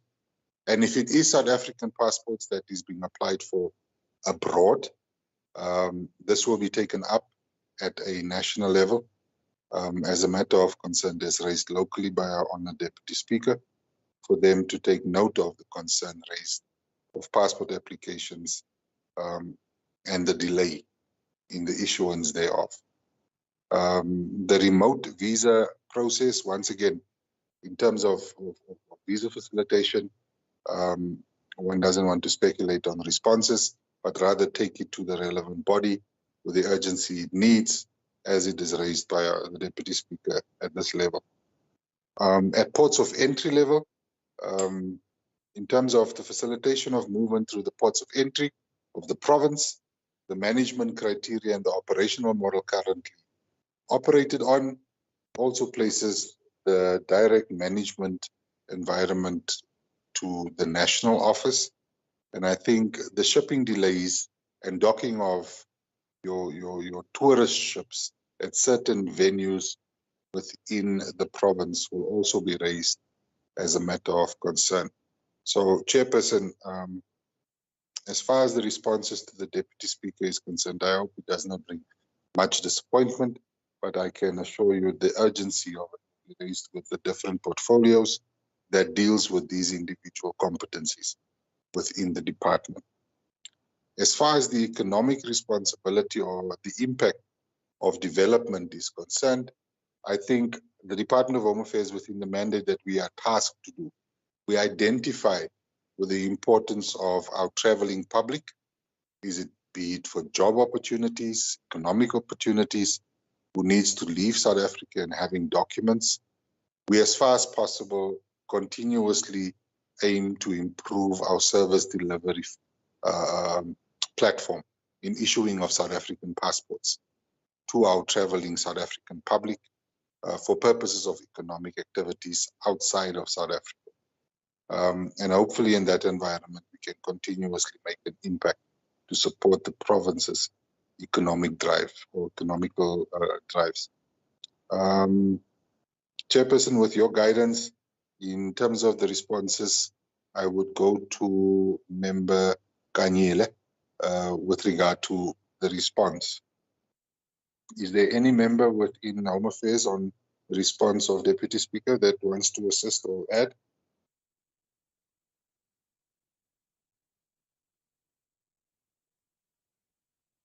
If not, can we then go to the responses to Honorable Member Kanyile? I hope I am pronouncing the surname correctly. 98% of the officers refer to the modernized officers, and you're right that there has been a disjuncture between the development of the system and how do we cater for the issuance of enabling documents for individuals that has progressed and matured into the permanent residence environment. That has been identified as both a loophole, but we are in the process within the next few weeks, reviewing the operational model in how to deal with those level of applications, looking at the security implications and also the immediate need of those clients that is not South African, but they have matured into the permanent residence environment, and now South African ID documents needs to be issued to them to transact within the South African environment. So that has become a matter of concern and has reached our radar for solution. And Chairperson, and with the indulgence of the member, the outcome of our discussions, which will be soon, can be communicated narratively and in writing on the way forward for such applications to be dealt with within the Western Cape.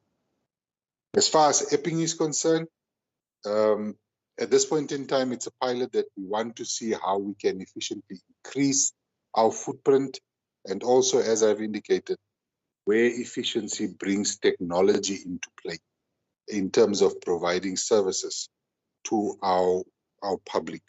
Yes, I do believe there is validity in raising the matter of availability of devices for making of bookings. And in that regard, we have also structured the iPads that is currently at offices also to assist in that environment.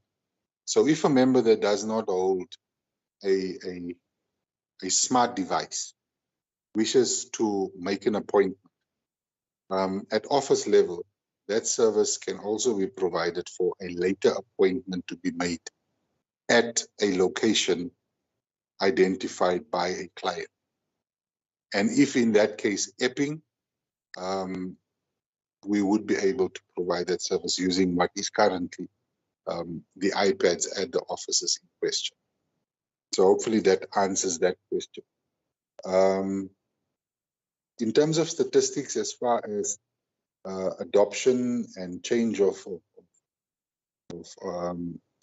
sex and surnames, those statistics, Chairperson, with the importance that it deserves, can be provided at a later stage. It's not immediately at hand, but it remains one of the services within our mixed bag of services that we do provide at all offices within our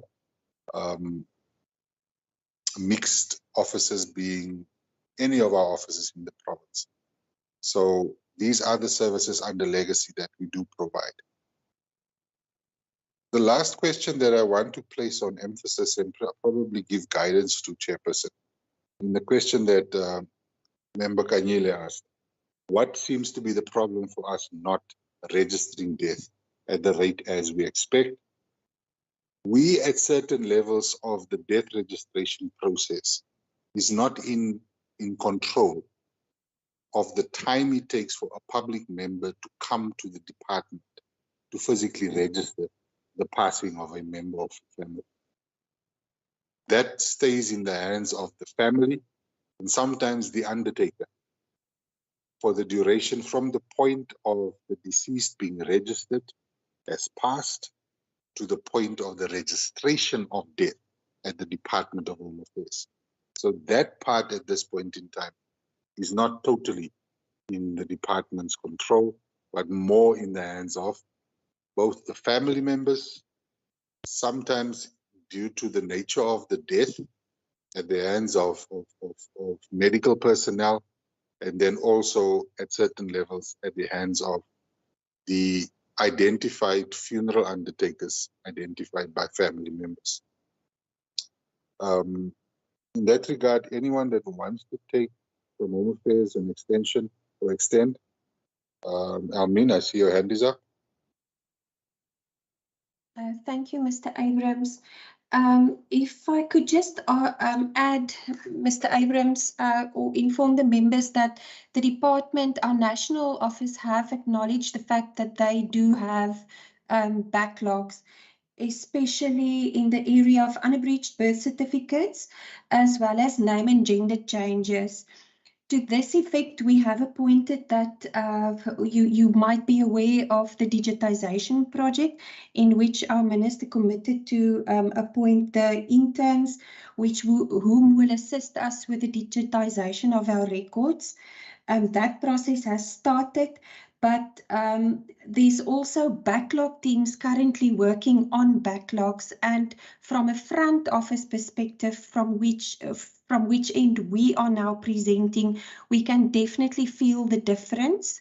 There has been a significant increase or improvement in the turnaround time for the unabridged birth certificates that are current within the time frame of 6 to 8 processing time frame within the 6 to 8 weeks. And then we are gradually working away together with our head office, the backlog that was ring-fenced. And you'll see that reducing gradually as we go forward. And we are hoping that once the digitization project has concluded, that we would not have any of these backlog discussions again in terms of the unabridged birth certificate, birth, marriage and death certificate process. Also in the name and gender change environment, there was backlogs, and we also experienced from a front office perspective, from where we are standing, we are really seeing that things are happening much faster at the back office. That is my presentation. Thank you, sir. Thank you, Romin. Chairperson, then the questions posed by Member Leka. I hope I'm pronouncing the surname correctly. The process followed in terms of how LRBs are concluded. Late registrations of birth, as the department has, is a process of verification to determine whether a person, in terms of the lateness of registration of birth, does not amount to a false registration or the facilitation of an illegal act of fraud in terms of either foreigners or change of details for purposes of corrupt activities. So the process is essentially based on testimony, investigation, and documented proof as provided by clients and investigations done by the department. It does take time, and I think how it was coined by Member Leka is that some of the requirements of next of kin or family members to attest to a person's identity does result in either members either not in the province or easily accessible to provide such information, and it does become a challenge. But the department schedules regular engagements with these individuals and keeps contact with these clients in order to facilitate such applications where needed. It remains a security risk because the LRB environment is also directly linked to the question raised by foreign nationals that might hold our documents. LRB processes can become a venue abused by illegal foreigners if not properly applied to enter the National Population Register. So therefore, the process is quite rigid, and we investigate these applications quite extensively and does not approve registration of late registration of birth unless all documented proof and investigations is proved beyond reasonable doubt that the person is a South African. As far as the question relating to the deterrence environment and the members of foreign national communities having documents, dispelling the myth is probably not a outright fact, but it has not been brought to our attention for investigation purposes that which communities hold these documents. And if such information is provided, we would equally, as the statistics presented to this committee, under the matter detection of transgressors and contravention of Immigration Act, would be investigated and prosecuted in that regard. So yes, if there is such information available, we will do so under the Immigration Act. But at this point in time, we don't really have the information offhand as far as that specific community is concerned, Chairperson. Chairperson, as far as the questions are concerned, if there's any member of Home Affairs that believe they can still add to these very intelligent and insightful questions of the committee, they can do so. Ms. Michaels. Thank you, Chairperson, and thank you, Mr. Abrams. Just on member Lekker, the first question that was posed, I think the inclusion was also of the children of such a person. As per Mr. Abrams's description of the late registration of birth process, those children of such a person who has been then positively has gone through all of the steps of the late registration verification process successfully and positively, then it will follow that applications can be brought for such a person's children, as the person would have then been duly registered as a South African citizen. On the Dedorens case, I think my colleague, Mr. Abrams, has indicated. I do know that we had an incident of a foreign national some weeks ago, and that the person was charged. However, the details thereof I would not have at hand at the present time. Thank you, Chair. Thank you very much to the department officials. Members, if I may ask that all any subsequent questions be reserved for the resolutions part of our meeting. Yes, Member Bartman. I want to find out, because Home Affairs will likely be leaving now as they're running against time, do you want us to ask them for what we want in writing now or later? I'll do it later. Okay. Later. I just want to just from my side, if you would indulge me for 1 minute, I just want to register my thanks to the department, because you work under extremely difficult circumstances. I've experienced it for myself at Weinberg, and I'm not going to give you the detail, but please, Ms. Sakawuli, thank you for helping me when I wasn't a member of Parliament of this provincial legislature. Thank you for helping me, and please pass my thanks to Mr. Nazim Andrews at Weinberg, who works very hard, very tirelessly, and is a true servant of the people. Thank you very much to the Home Affairs officials. You are free to leave. Chairperson, from the department and to yourself and the members, we appreciate the invitation and looking forward to any engagement in future. Thank you very much. Thank you. We will send you the subsequent questions through the procedural officer.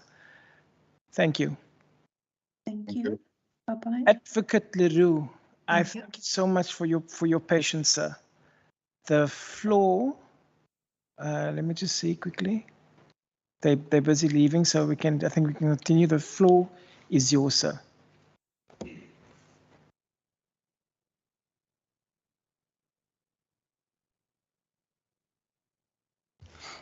Thank you, Chairperson. Hopefully I won't be too long, but one never knows. Chairperson, I've been asked to brief the committee on, I don't have the exact wording here, but the consideration for amendment of the Constitution of the Western Cape to make provision for an increased number of seats for the legislature. Just as background, and also for your guidance, Chairperson, I think all the members of this committee, or most of them, were also members of the ad hoc committee that initially sat with these questions. So for the ad hoc committee, there was a legal opinion on giving the legal background. For example, why is it the case that in the Western Cape we can change the number of seats through the provincial constitution rather than through the Electoral Act, those types of issues. And then there was also advice on policy options and what are the possible ways in which this legislature can go ahead to amend its provincial constitution to make provision for seats. I just mentioned that I'm going to assume that the members are familiar with that, unless there are questions on those specific issues. Chair, sorry, can I just ask, I mean, we've been given this presentation, right? So all I just want to check with you is the idea now that we're going to be taken through this presentation again, or are we going to try and focus on the way forward or ask any questions? Member Bartman. Thank you. I'd like to support Member Dagmar's proposal. I think a lot of us were either a permanent or alternate on the ad hoc committee, so we've heard a lot of this information before. I think it might be more useful for us to deliberate on what now. Yes, I agree. I think that it's best that we deliberate on the what now, because we've been through this, these presentations. I've been through it twice, actually. So I think it's best if we move forward and we get to the yes. Sorry, and that's obviously no disrespect intended or whatever. We've got this. I think it's very useful. It's very helpful. I mean, from our side, Chair, we believe that we must get moving now. From what I saw from the presentation, it's our job now as this committee to prepare a report for the legislature to initiate these proposals. I could understand from the presentation. So I think it would be clear to me that, you know, given some of the time frames involved here, you know, that we should be basically preparing a report to say that our committee proposes the following, you know, supports the report of the committee, proposes the following time frames, etc., so that we essentially, and you know, obviously we can't draft a report in this meeting, but if there was a request for help, you know, to draft a report which basically then updates the, you know, say that we accept that report, we feel that we should initiate this process, and then puts the list of timeframes. I mean, I see from here that we should at least have this whole the law certified, or sorry, the amendment to the Constitution certified, which, you know, is slightly different. I mean, obviously, when you have a bill in the province, and I just want to get this right, the Premier has to sign off. When you have has to certify it when you have a bill in the National Assembly, the President. But here, it seems that it's literally a Constitutional Court matter. I don't know. So we've got to do all these things, and it says here 2 months before an election. Now, if an election is roughly May, you know, I really think if we really need to aim to get this done before December, you know, to actually reach the point of certification. So what I'm basically proposing is that if you know, with the support of advocate and the committee coordinator, could almost, you know, draft a report and recommendation with a new set of time frames, circulate that on email to us. We can then sign off on that on that report, and then it can be formally presented to the legislature. I mean, we have all these tablings. We have a session on Thursday of the House. So if that tabling from this committee could reach the House by Thursday, you know, that's going to assist. You know, I'm not trying to circumvent, but I'm just trying, our task as I see it, I just want to refer to the page here. If you look at step 3, publish in the Official Gazette, okay, no, that's the bill, excuse me. Step 2, originating entity, prepare a draft bill. No. So I'm just trying to clarify the first. Yeah, it says here, you know, refer to that the ad hoc committee, refer to standing committee or Provincial. So for me, that we've got to basically take the first step today, and that is to make, when it says here policy recommendations to regard to the House, once the process can continue. So we essentially have to do a report for the legislature from this committee. So I think we just need to, I mean, all the other steps are clear. So can we just get advice about what really needs to be included in that report? How much detail? You know, it's basically that we support the ad hoc committee's report. As a committee, we want to initiate we propose initiation of a 6-step process. These are the steps, and that's it. I mean, we really, our job now is to do a report to the House to kickstart this process. So can we just discuss what that report should include? Thank you, Member Bartman. Thank you. I would like to support Member Dugmore's proposal. I just would like us to take in consideration when we draft the report, because as committees we were waiting for the Rules Committee to update the rule that a committee can introduce a report. We just need to include what the alternative step would be if that rule is not adopted in that time. We will then be introducing the bill, for example. Yeah. So I do know that there is a proposed amendment that needs to go to Rules Committee. But in the absence of the fact that we don't govern the Rules Committee's procedures, if we can just make sure that we include an alternate for the House so that we don't delay the subject matter before us. I'm not sure, Chair, if we'll make it in time for Thursday's sitting, because I do know that reports for sitting need to be published and ATC before a certain time in order for it to be introduced, go to programming. But we might be able to get it in time for the next sitting. Okay. Depending on the advice that we receive from the table staff and so on. Thank Before you. I add my comment, can I just ask Advocate Leroux if he would like to add anything and go forward without actually going through the presentation, because we've been through the presentation before. Yes. Normally when it has come to constitutional amendments, like say the issue of the Environment Commission, the Department of the Premier has specifically initiated a bill and brought it to us. What I understand, what I want to know now is that, and I'm not quite aware of this rules issue, is it us as a committee that is essentially going to develop the draft bill? That's what I want to know. Advocate Leroux?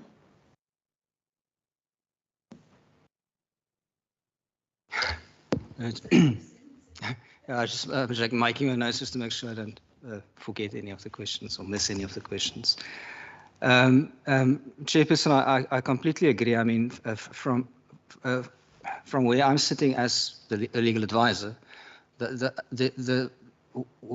all we need at this point in time is a policy decision on what the way forward is. And then that can be implemented through a draft bill, etc., etc. It will kick off all the other processes. There was a presentation on, because the obvious question is, how does the House want to amend the provincial constitution? Does it just want to substitute the number of members in section 13? Does it want to specifically refer to the formulaic approach, which I won't recommend?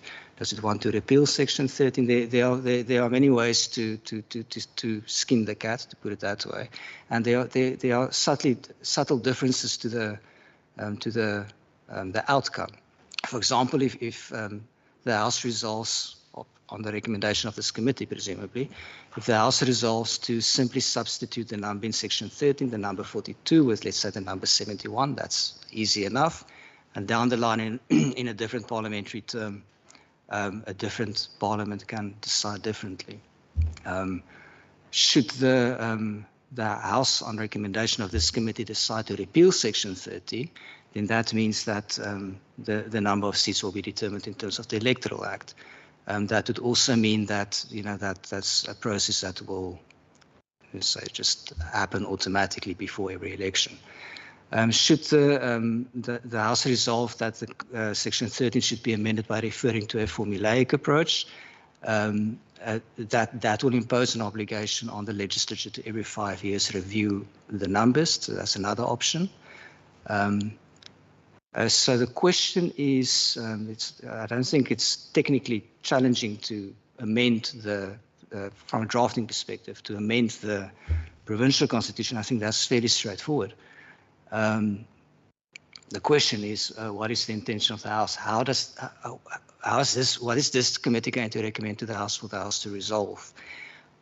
I have views on what I think would be the ideal approach, but I haven't been asked to answer that question yet, so I'll wait until I'm asked.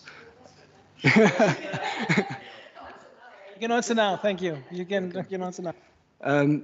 Okay, so I've already briefed the ad hoc committee on those policy options, and there were basically three. I just want to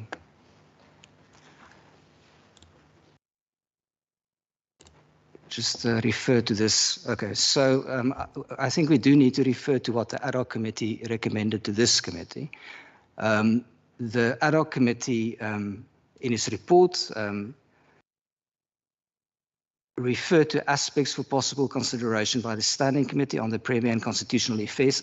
So this was the ad hoc committee's view of what this committee should look at. These being that the Constitution of the Western Cape be amended to provide for periodic reviews of the number of seats in the legislature in line with changes to the population size of the province. So the recommendation was that the provincial constitution itself be amended to provide for periodic reviews. And that the variable used in Section 13, which should be Section 13, Schedule 3 of the Electoral Act, not Section 3, that be considered as a guideline, and that's obviously the 1 in 100,000 formula that was discussed in that committee. My view is that I would, firstly, if there is an intention, if there is a need for periodic review of the number of seats in the legislature, my recommendation would be that that obligation be imposed in the standing rules, so that there is in every term, there's, and I'm just, we can look at different drafts, but something to the effect that 2 years before an election, the Speaker must put a question to the House of whether the issue of the number of seats should be reviewed or not. If the House follows the formulaic approach, that will impose, that will bind the next Parliament to an automatic review process. So the next Parliament won't have the option, unless it amends the Constitution, it won't have an option to say, listen, we are happy with, let's say, 71 members, we don't want to change it. We don't feel that there's a need. If the formulaic approach is introduced into the provincial constitution, then as a matter of course, the number will automatically be, constitutionally will have to be adjusted. My view is that the simplest approach would be to amend Section 13 to simply change the number, for the House to make a policy decision on what the House thinks a desirable number is. I think the ad hoc committee makes a recommendation suggesting that that would be the 71, because that is in line with the formula in Schedule 3. And that will then, the House will, in subsequent parliaments, the House will always have the option, because the House may, the next parliaments may think for the next 5 or 10 or 15 years that there is no need to, for the number of seats to be adjusted. I also think that the repeal is an option, just from a legal technical perspective, because then that would take the, shall I say, the administrative burden of then the number of seats will just automatically be adjusted, as with all the other legislatures, every 5 years. But my view would be that a simple substitution of the number would probably be the preferred approach. Thank you, Chair. Thank you, Member Bartman. Thank you, Chair. Having listened to the policy proposals, which I see is the same as the 2 bullet points on slide 2, in line with the ad hoc committee, I would like to support the policy proposals that the ad hoc committee has suggested to us. I would like to also, if the other members support that, we support the ad hoc committee's proposals, that we follow Member Dugmore's suggestion that we try to put a report together and try to deal with the report electronically, and that the procedural office and yourself give us a deadline, for example, by when we must make sure that we are able to deal with the content of the report, and that between yourself and the, I think it's the chair of programming, to try and identify the respective dates that we have to comply with in order to get such a report to the House and onto the order paper in terms of sitting, I do think that you may need to consult the speaker because such a bill will likely have an impact assessment in terms of, it's always that extra 2-3 pages at the back of a bill about what the impact of the bill will be. And I don't know at this moment how a committee would do that. I know we have a similar problem in budget, which is why we recommended that the Rules Committee just amends the rules that a committee can introduce a bill, which is what we are actually also waiting for in order to assist us. But because this particular legislation will likely come first, that you just get some advice on, in the alternative, how would we introduce the bill? Thank you. Thank you. Now, can I just recognize Member Pretorius, who's been up for a while? Member Pretorius? Thank you, Chair. Chair, I'll be very careful in what I'm adding now.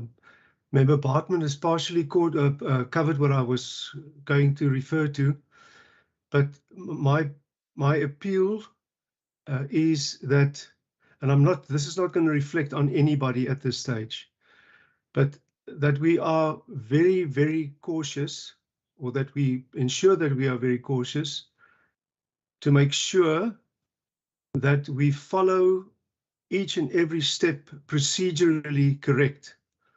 In the words of Advocate Leroux, let's skin the cat, but only skin it once. So that at the end of the process, if there are objections and there are challenges, that it not be referred back for procedural reasons. Thanks, Chair. Thank you, Member Pretorius. Member Dugmore. Thank you, Chair. Chair, no, I support the fact that we should develop a draft committee report which can be circulated, and just make sure we follow the procedures in terms of it actually being tabled. And obviously we need to be emailed on that and so on. But you know what, given this issue of the rules which Member Bartman has raised, I don't personally think it's a problem if we recommend that the Department of the Premier, I'm just testing this. Is it a problem if this committee recommends that the Department of Premier initiates the bill and brings it to the House along the guidelines that we've? Is that a problem? Sorry? Or the Speaker? I mean, I did have sorry, Member Dugmore, I forgot to add that I did have a preliminary discussion over lunch one day with the Speaker, and the Speaker was amenable to introducing the bill from his side. Okay. Of course, that was just pre-talks about talks. So I'm myself, my feeling is that I wouldn't want the executive to impose what gets done in the parliament, in the legislature, because that would be a separation of powers issue or a conflict of interest in my head. I don't know if that is in the head of the advocate, but I would say that it could come to speak Advocate Leroux before I take. Thank you, Chair. Yes, I want to point out the standing rules do make provision for a member in charge, and a member in charge can be a member or a committee or two introducible. So that is possible. Member Dugmore asked the question about the Constitution of the Western Cape First Amendment. Well, I think the policy decision that is was managed through the Department of the Premier was because it was a very kind of general, it dealt with a whole range of issues, Commission of the Environment, Commissioner for Children, but with quite a few portfolios of different MECs, where in this case, I must express the view that, I mean, this is squarely in the business of the legislature. And it is, in my view, it is appropriate that that the Speaker or a committee of the legislature develops the bill, and then that also answers the question of who would develop the bill. I would suggest that the legislature and the administration, of course, do that. Chairperson, there was a question, I mean, just practically, and I discussed this with Ms. Kamish Ahmed also some time ago, practically, if we could have added this to the Constitution of the Western Cape First Amendment, or it's just a minor amendment, and then it's just part of that kind of one big amendment. So practically, maybe that could have worked. But I'm also I don't know how likely it is that that bill will pass before the end of term. I don't think it's very likely. So my recommendation would be that that the Speaker be the member in charge of the bill, and that the legislature itself prepares the bill. Okay. Are there any other comments? Member Dugmore? No, Chair. I would, yeah, I think if we could just discuss the time frame. We are requesting that a draft report is prepared, maybe, you know, indicating support for the policy proposal as came from the ad hoc committee. Also a recommendation that the Speaker himself initiates the bill. So all I'm asking, when can we get the draft report? Can we get it on Monday, or shall we rather go for the next session? Not this Thursday, but let me just check. Thursday the 9th is a session. Yeah. And then the next session is, you see, then we start hitting budget. Yeah. But it's, yes. Chair, if we can get a draft report maybe ready by the 7th or 8th of March, which is next week, Tuesday or Wednesday, because I highly doubt we will make it in time for next week's sitting. okay. I do know that different caucuses also sit on a morning of a sitting, so that will also give enough time for people, members of the Provincial Parliament, to go through the report. If we could maybe send edits to the report, if any, by the 10th of March, which is the Friday, that would be a Friday, because that would give us 2 days after we've received the report. And if we're happy by close of business on Friday, perhaps we could ask programming, when does programming sit again? Don't they sit on a Monday or Tuesday? Alternatively, we could ask the programming chair to ask special dispensation over email to those who sit on programming, whether or not we can add the report to one of the upcoming sittings after the 10th of March, which is my understanding should be allowed if we make our deadlines in that regard. Thanks. Are we amenable to the draft report being done by the 8th of March? Yeah, supported that. Yes. For purposes of the content of the report, is it my understanding that the policy decision is to follow proposal 1? I just want to... Thank you. Yes. Isn't that so? Sorry. Yeah. I'm almost certain. Can I just quickly read out what I'm reading on slide 2? So on slide 2, I'm reading that in line with that report, blah, blah, blah, Western Cape seats recommended that, quote, this number of seats allocated to Western Cape Provincial Parliament, ... is no longer adequate, ... quote, close, and that, quote, open, ... should this report be adopted by the House, responsibility to consider and amend the Constitution of the Western Cape be referred. So that it's been referred to us, okay? But that first part, you know, is no longer adequate, we must report. And then the second bullet point speaks to the same committee, okay, then there's that long part. The Constitution of the Western Cape be amended to provide for periodic reviews of the number of seats in the legislature in line with changes to the population size of the province, quote, close, and that, quote, open, the variable used in Section 3 of the Electoral Act be considered a guideline, quote, close. That's my understanding of the policy recommendations. Please correct me if I'm wrong. Thanks. That's right. No, Yes. so that's a policy recommendation I would propose, Chair. Yes. But the advocate just mentioned something where he actually mentioned a number. Yeah. Right? Now, my understanding is that, obviously, as I understand it, no other province has a constitution. Yeah. Right? So the number, so the actual number, or the size, sorry, of each legislature is set down in a gazette, probably. It's set down in a gazette. So the issue is for us to Okay, I don't want to start writing this bill now. Sorry.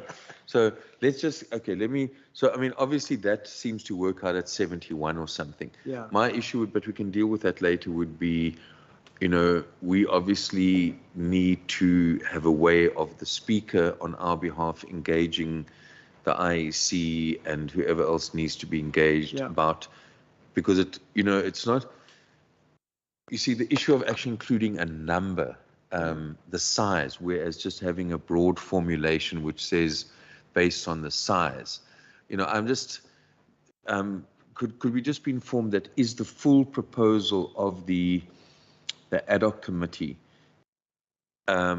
is it necessary for us in our policy, if we support the second bullet, which as a policy proposal, right, in our report, do we actually have to say in this report that we're going to give that the size should be 71? We don't. No, we don't. Yes, Advocate. I think my question is specifically, I mean, there may be some ambiguity as to how the ad hoc committee, from where I'm sitting, I need to interpret that into an actual draft or an actual amendment to the Constitution. So if we're not inserting a number, which is my understanding that is not the preferred approach, then the preferred approach, my understanding is that would be to refer to the formula of 1 in 100,000, and then to create a mechanism for that formula to be applied every term. So I think that is the question, just to confirm that it is the intention for Proposal 1 to be implemented, and not one of the other proposals.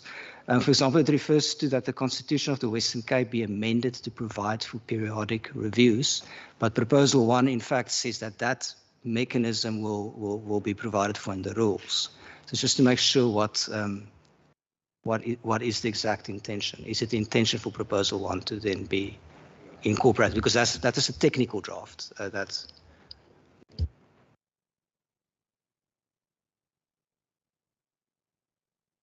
Yes. It is my understanding, I'm just double checking that, it is my understanding that would then be the proposal it seems to me that was what the ad hoc committee then referred. Yes. That is exactly what we're proposing. So in the report, can we just indicate that this committee supports that Proposal 1? Yes. And that proposes that the speaker initiates the drafting and the of the bill and and pursues the legislative process. Member Bartman? No, Chair, my 2 different constitutions is not needed anymore. Member Dagmar has covered me. Because, for example, in the national constitution, it does say, for example, shall not exceed, whereas ours mentions a number, but there's no reason why this cannot be similar in terms of formula and that particular proposal. Thanks. Thank you very much. Are there any other comments from the members of the committee or any members online?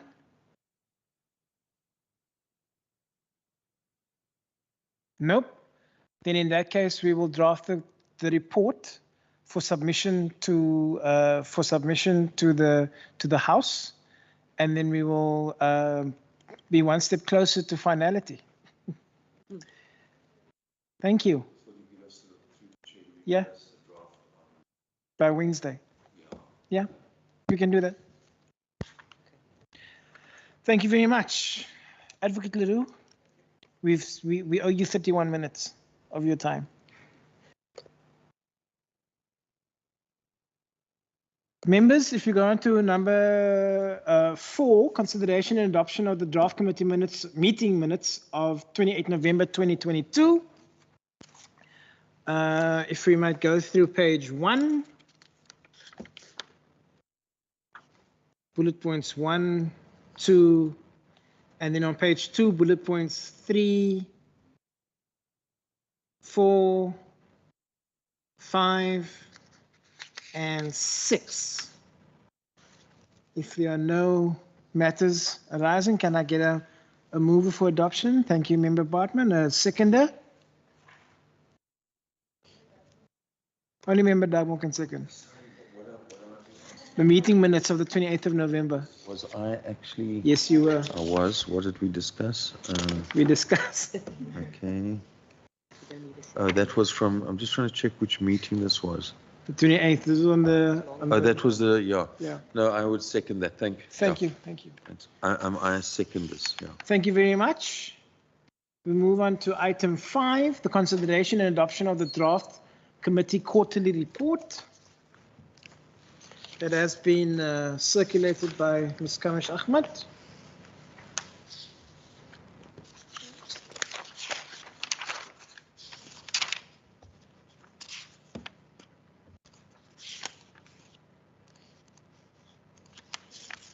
Yes, Emma Bartman. Just on page 5, when you type one word, you must just remember that after you make a bracket with a C and another bracket, just to change how a word formatted. Otherwise, you and member Botha are copyrighted and not chair. In terms of how a word thinks that what you want to write, it doesn't autocorrect. Oh, yeah. So you just need to add like an extra space in there. Yeah, or something. you just have to add an extra space before you take the open and close brackets. Yes, otherwise your names are copyrighted Yeah. instead of referring to chairperson. Yeah, that's fine. And then just, it's not a problem for now, but I just wanted to find out, some of us are listed as alternate members as well as members. And it's just a little bit confusing because our attendance are then registered on one, but not on the other. But maybe for future reports, we can just include it in one section. On the cover, No, on like page 5. Yeah. Under slot number 6. So for example, you will see there my ticks and stuff at the top. Under alternate members, it doesn't have anything. So then if you look quickly for my name, it might look like I didn't attend meetings when you're supposed to look at the top, for example.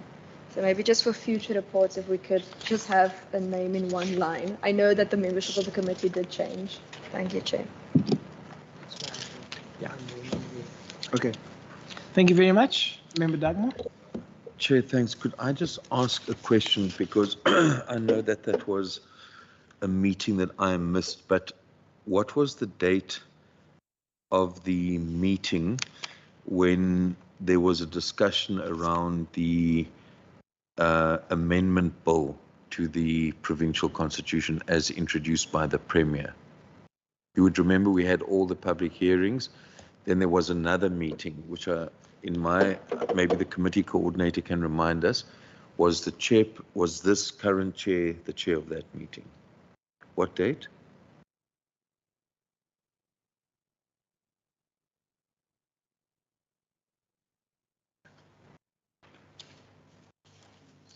Oh, the 24th. Discussion on the way forward for the Constitution of the Western Cape was there. Okay, so that meeting was on the 24th, but then I want to, for instance, when you go to page 6 of the report, you've got meetings postponed, NCOP, legislation not finalized. And that needs to be added because we haven't finalized that legislation. And then, yes, but otherwise I'm comfortable with the report. But we just need, because that is the one piece of legislation, Chair, that we haven't finalized, which is, to get it exactly right, it's Bill B1. B1, that's correct. 2021, yeah. That's correct. And it's, just to be sure, it's the 24th of August last year. Yes. And I was the chair. Yeah. You were the chair. Yeah, I was actually, where this is my first one. Yeah, I was absent at that meeting. Yeah, that's fine. Unfortunately. But, and then Chair, okay, sorry, I don't know if you've dealt with this matter yet, but then we'll just remind about the issue I raised in the beginning, that you will determine a date for us to discuss that issue specifically, because, okay, I'll express my view when we get to that meeting, but now we're starting with an amendment around the seats, and for me it makes some kind of sense that we just deal with that matter. But let me rather express my views then. And then, Chair, my only other issue is that in terms of our program, our actual program of work, you know, we've got, you know, the budget process and so on, but in terms of other meetings and agenda items for those meetings, it would be nice if we had an opportunity maybe at the next meeting just to discuss ideas that members have for our meetings besides the obvious ones, such as the budget meetings and so on? Because I'm not actually in the committee program. Could I just be told, like, when is our next meeting besides the budget process meetings? Okay.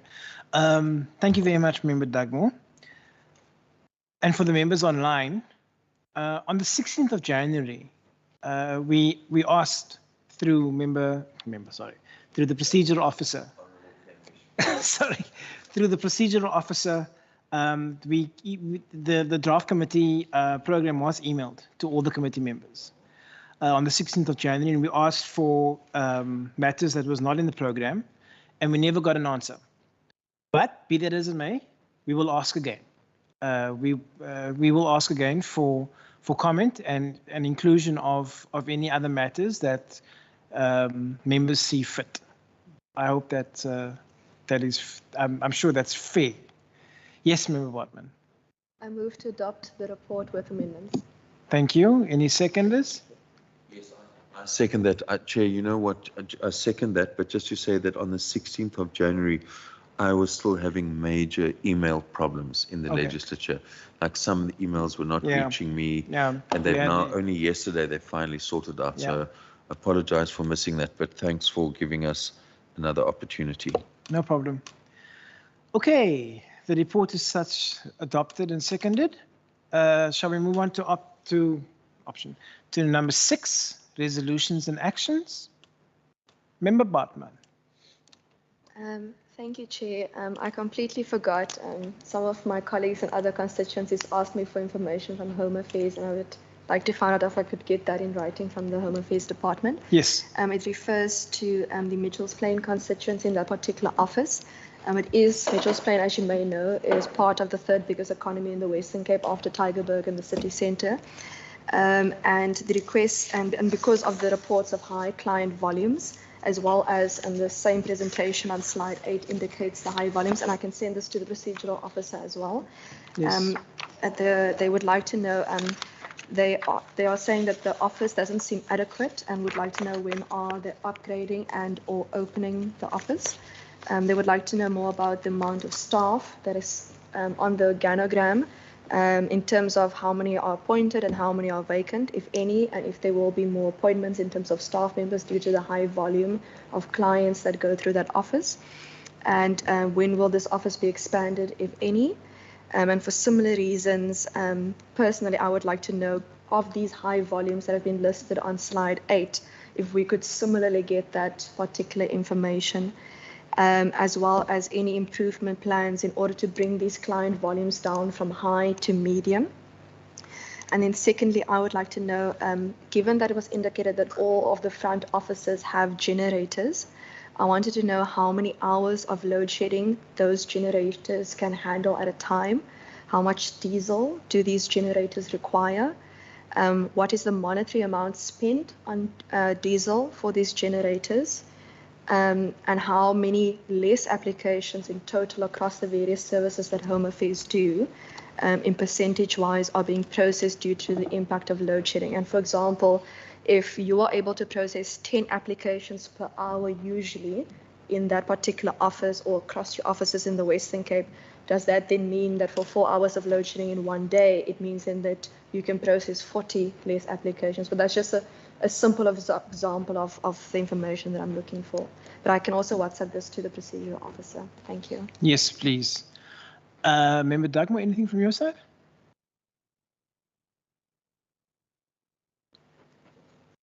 Any solutions or actions? Yes, no, I think we agreed on that. Yeah. Yours. I just want to add that I was very sincere because 2 weeks ago I was waiting for 8 hours in a Home Affairs queue with no help for organizing passports, for applying for passports. And when we got in, eventually got into the office, it was 1:30, and we scrambled like crazy to get the application done before 2 o'clock, which was load shedding, and we couldn't, so we had to go back. And they said the back. As well, I understand that the officials are working under extreme pressure. This whole thing about a hybrid queue system doesn't work. I can tell you now it doesn't work, because you can stand in the queue at 6 o'clock and only get in front of somebody at 12, 1 o'clock in the afternoon. So it doesn't work. But I will forward my details to Ms. Kamish Ahmed. Anybody online who would like to add anything in terms of resolutions and actions? No? Yes, one more. Actually, I did mention it earlier, but I wasn't sure if it was captioned in terms of resolution. They did say they can send me the budget for the mobile units Yes. for traveling across the rural areas. Yes. Yeah, thanks. Good.